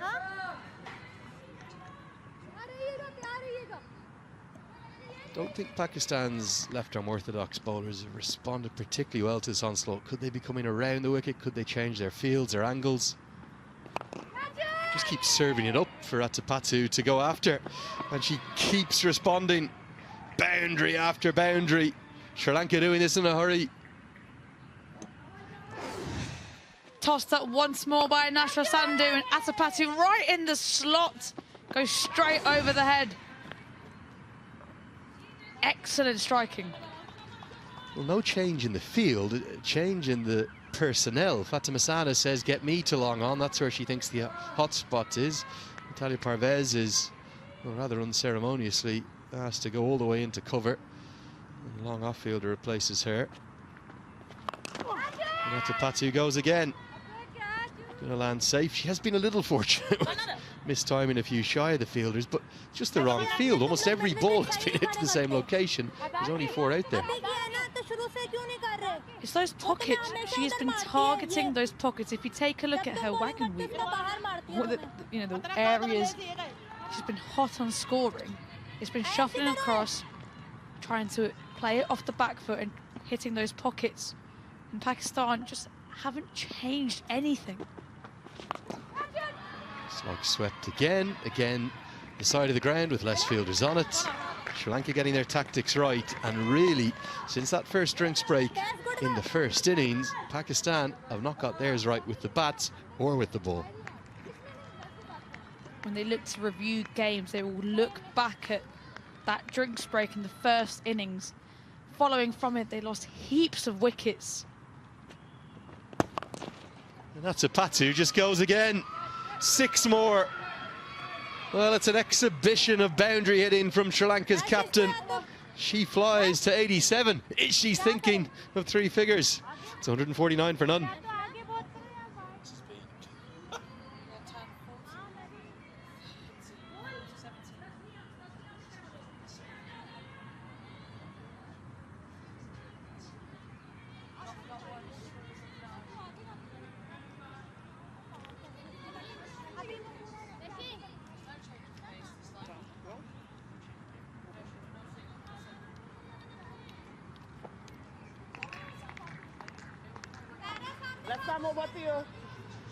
Well, she may be 36 years young, Sri Lanka's captain. I think many will argue Sri Lanka's greatest ever women's player. She's putting Pakistan to the sword here. It's the same ball again and again, the same approach from Pakistan, and Atapattu keeps giving it the same service. Whether it's over the rope or a boundary 4, she's been so impressive. It's not the Cow Corner, it's been renamed here at Derby County Cricket Ground to the Atapattu Corner. She's favoured that so much every ball. There's been no change-ups from the Pakistani bowlers, no change in the fields or the angles. Just serving it up to it every time. 13 boundaries she's hit now, including the 4 maximums, and there will be, well, a change in pace at least, as coming back for a 3rd over will be Tasmia Rubab. Pakistan, well, kind of all gone horribly wrong. It's 150 now up. Lots for Pakistan and their coaching staff, Wahab Riaz, to think about. Go back to the drawing board before their first game. Not the right line, and easily could have gone to the boundary as well. Many a Pakistan fan will tell you there's never a dull day in Pakistani cricket. You almost never know what you're going to get in terms of their performances. They can be so effervescently brilliant on their day. They can be so frustrating on another. And here they're being, well, played out of sight. Yes, it's a warm-up match, but some questions to answer ahead of what was disastrous World Cup campaign last time around in the 50-over format. 8th and bottom of the table in India and Sri Lanka. Well, they'll be looking to avoid that and have a much better T20 World Cup campaign. Very underwhelming, in those subcontinent conditions for the 50-over one. What about the acceleration from Atapattu? It's been simply awesome. Good determination to get back on strike as well. At one stage of this innings, she was 38 off 29. Her next 25 balls have gone all the way around the park. She's simply well, irrepressible at her best. We spoke earlier in the innings about how Vishmi was actually striking it a lot more, a lot higher. Natapati was almost playing the secondary role. But this is where her experience, her class, outshines.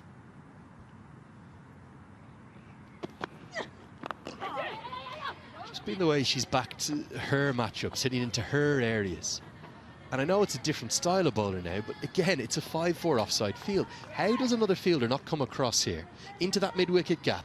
There's been a number of miss-hits from the left-hander, and they've just stuck with those 3 fielders in the deep on the leg side. It hasn't worked for Pakistan. The fielders are also touching the boundary rope, and that is a vital point because they ought to be, 5-10 yards off it, as there's been many times where it has landed in that no man's land. Oh, and even what should be a dot turns into not only a single bye, but this could be nasty. I think it struck Mini Valley in that really sensitive area just on the side of the knee. I think it will have avoided the keeping pads that she's got on underneath the fielding trousers. I think this could be, well, certainly a big bruise overnight. She looks in a lot of pain. Oh, she went down straight away. Screams in agony. The cap on backwards, smile on her face, and she's up on her feet again.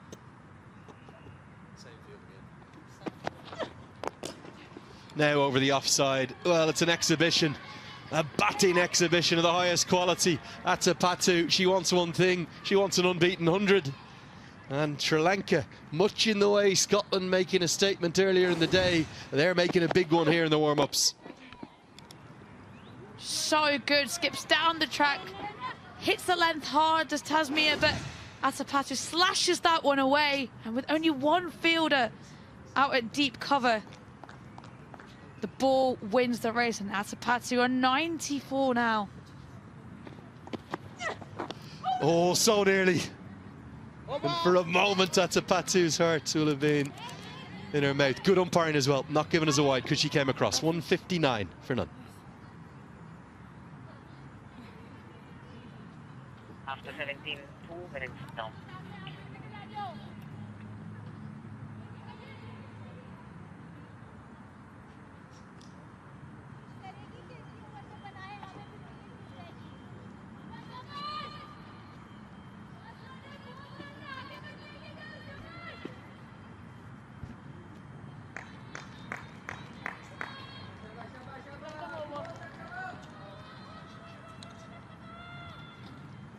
Fatima Sana will come on for her second over. I think definite learnings for Sana from this innings of captaincy. This should be something, not tonight, maybe tomorrow, when the dust is settled on this performance, where Wahab Riaz should sit down with her and say, okay, let's analyse that innings. What could we have done better? How could we have proactively responded better to this onslaught of an opening partnership and change things to maybe change a game? 8 minutes remaining. What will be really great to see from a bowling perspective is to take a look at those lengths on the pitch map that analysts generally get of teams. Where have they pitched the ball? Because it seems to be there's been a lot of back foot play from Sri Lanka and not much down the ground. And you want the batters to play you down the ground. 57 of Atapatu's runs have come through the mid-wicket region, just for an example. So the length of the bowlers has been slightly off.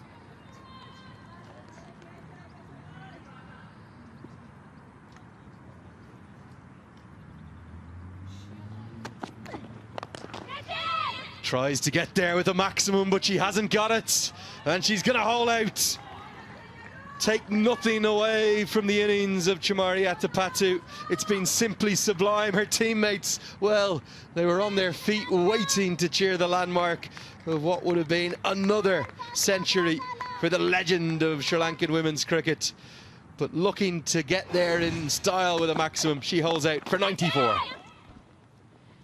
She was never going to not play that shot. The shot was definitely on. She's played it so many times in this innings. Catches the bottom end of the bat. And a really good catch by Natalia Pervez. It was gone high. She set herself nicely. But what an innings by Chamari Atapattu, 94 of 58, striking at 162. Sri Lanka, they lose their first, but it is a little bit too late as they are 160 for 1.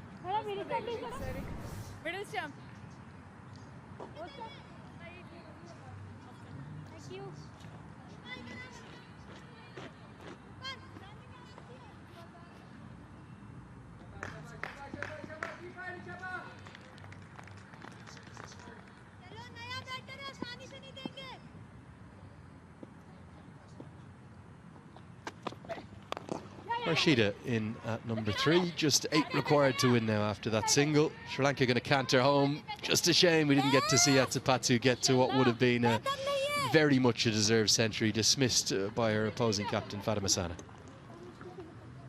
Yeah, she really deserved those 3 figures. But this is what I'm loving about, you know, the new batting era that we're in, that no matter what score you're on, what number you're on, they're always going to go for the shot that's got them the runs. They're always going to go to their strength and play that fearless brand of cricket.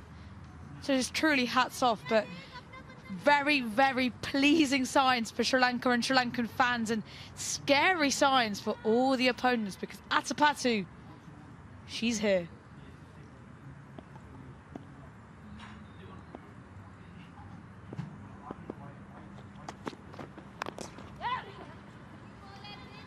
Vishmi just going to continue along her merry way as well. Sri Lanka, well, sending out a real statement here. No time in local conditions. Nothing of benefit that Pakistan and Bangladesh, their Asian colleagues, had in Dublin and in Edinburgh. They are going to be a formidable side if Atapattu keeps batting like that throughout the tournament.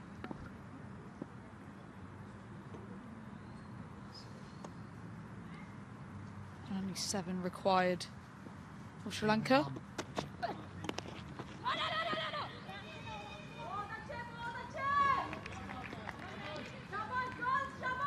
But another poor delivery, actually. She got away with that, did Fatima Sana.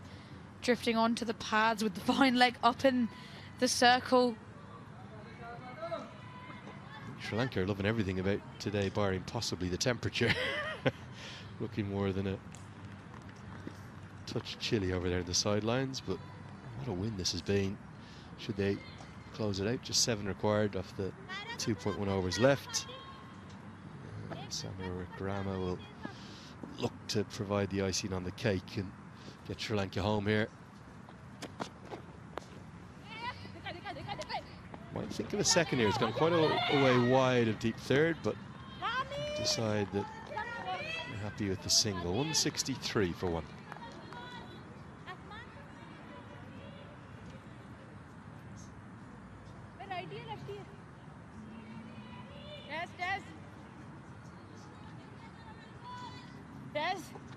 कोशिश करनी है मेरे तक और फिर से आए मेरी तो काफी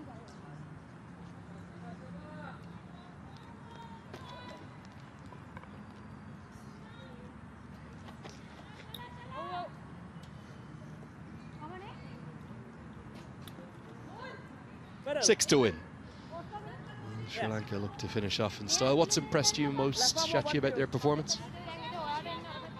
Just the ruthlessness with which they've approached this innings, and I would like to give credit to Vishmi Gunaratne, because she was actually the one who came with that fiery intent and really took the power play by storm. And you know, in this day and age, it's actually teams who dominate the power play that tend to take the victory. Yeah, you can add to that just the clinical nature, can't you, of their turnaround firstly in the first innings with the ball. They needed wickets, they had to take wickets, and they did. Were they aided a little bit by some overly aggressive and overly attacking batting from Pakistan? Absolutely. They held their catches, particularly in the deep, very well. And then this opening partnership, the salvo from Atapattu, started with Vishmi, really. Atapattu just went and took it to another level. Sri Lanka simply too good for Pakistan today. And that sums it all up. Can't really blame the fielder. She's got to come in and try and go for the catch, but everyone's down in their haunches now. The score is their level. Tasmia's reaction said it all. Vishnu whips that one away and almost looked like she went for the catch, tried to stop it at deep mid-wicket and just completely ran all around it. Bit of spin on the ball, but it just describes Pakistan's day for you, doesn't it? Jamie Siddons is going to be so satisfied. This right-hand, left-hand opening partnership has been sublime. Can Vishmi hit the winning runs? And fittingly, it is the 20-year-old Vishmi Gunaratne who hits the winning runs. She's going to finish unbeaten on 63 not out. But it was, well, a match of really two parts. The first 6 overs in the first innings belonged to Pakistan. And ever since then, the fight back came so hard. Firstly with the ball for Sri Lanka, and then followed up by a most magnificent opening partnership. Gunaratne unbeaten on 63. Chamari Atapattu perished looking for the century on 94. But a statement win of intent as Sri Lanka, well, they hammer Pakistan by 9 wickets. What a statement win. What a spectacle we've seen today from Sri Lanka. They've really put on a show with the bat. And Chamari Atapattu has led from the front. Pakistan will be scratching their heads, going back to the drawing board, thinking about the first innings. Could we have posted 20 runs more? Could that have made the big difference? How else would they have put the pressure on? I know it's only a warm-up games, but you have to take the learnings. You have to almost put your chin up and look at the next day. Yeah, I think there should be some self-reflection from Pakistan's coaching staff too. They're maybe just asking for too much from their batting lineup in that first innings. Rather than getting up to 190 with a bit of comfort, they kind of looked for the moonshot. They looked for 220 and they really went all out attack. But the response from the batters, well, it was phenomenal. Atapattu with her 94, yes, going to make the headlines. But the 20-year-old Vishmi Gunaratne, who's kind of been a bit in and out of the side and only forced her way into this squad thanks to some form in the A-Series, 63 not out. For the bowlers, well, not a lot to cheer, Shachi. No, not a lot at all. Just Fatima Sana who picked up the only 1 wicket of Chamari Atapattu, and even that was a bit too late. But what's been slightly concerning has been the spinners not finding wicket, and that's normally their strength. Yeah, a lot to think about for Pakistan, but you can take slight positives from it as well. You know, which is Fatima Sana actually did pick up the wicket after going for 16 in her first over. Sadia Iqbal conserving her runs, you know, in the last 2 overs that she got. Yeah, not a lot to cheer for Pakistan. They have been roundly beaten by 9 wickets.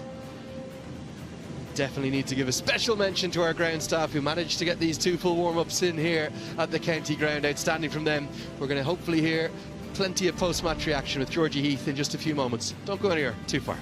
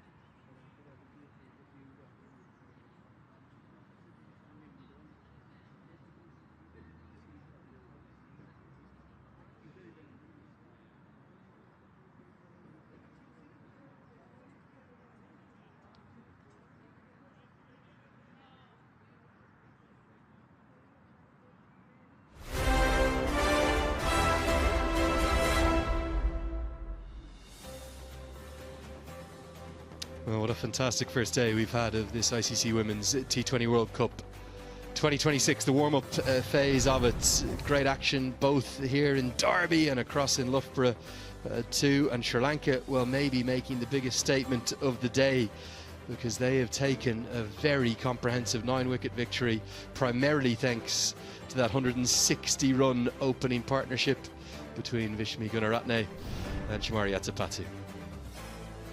Just the 1 wicket to fall that went to the captain of Pakistan. We're going to hear from her very shortly indeed. Fatima Sana. The rest of the bowlers might want to look away now. And there is the confirmation. Sri Lanka taking the win by 9 wickets. And we're going to get some immediate reaction. Let's get down pitch side to Georgie Heath. Georgie, who have you got with you?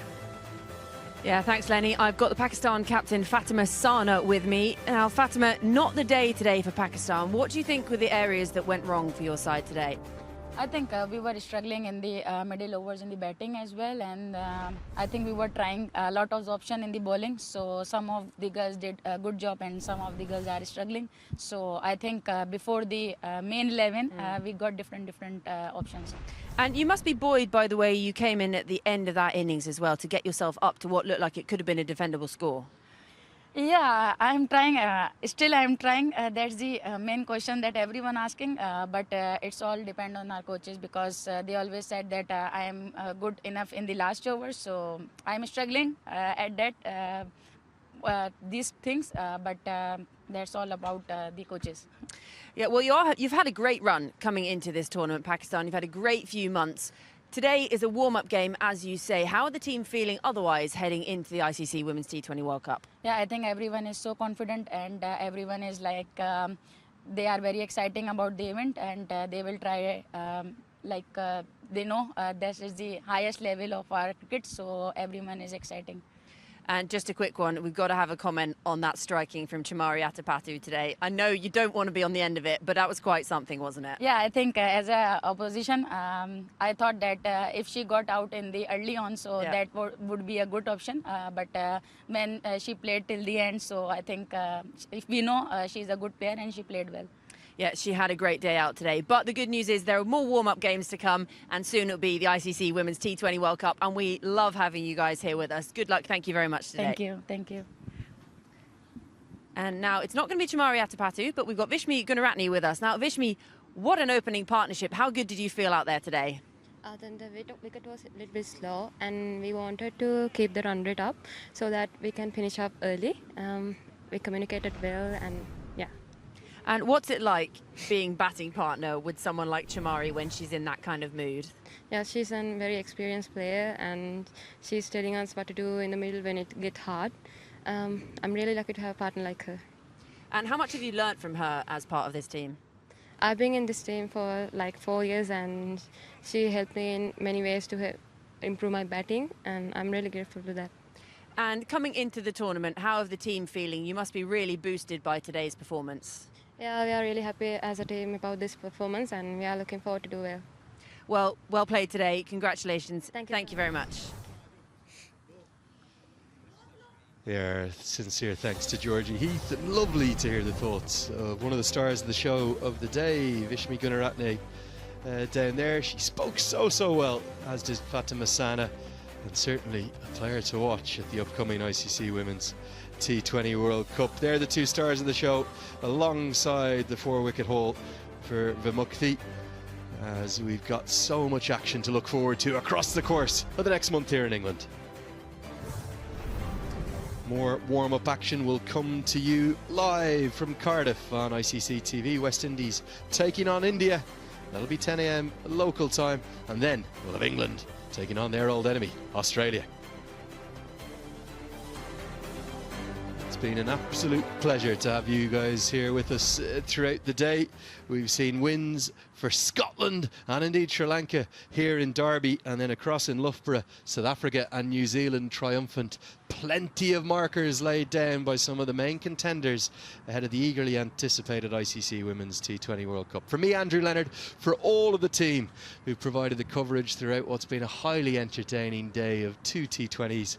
From the warm-ups, we want to thank you so much for watching. We're going to see you again in a few days' time from here in Derby. It's bye for now.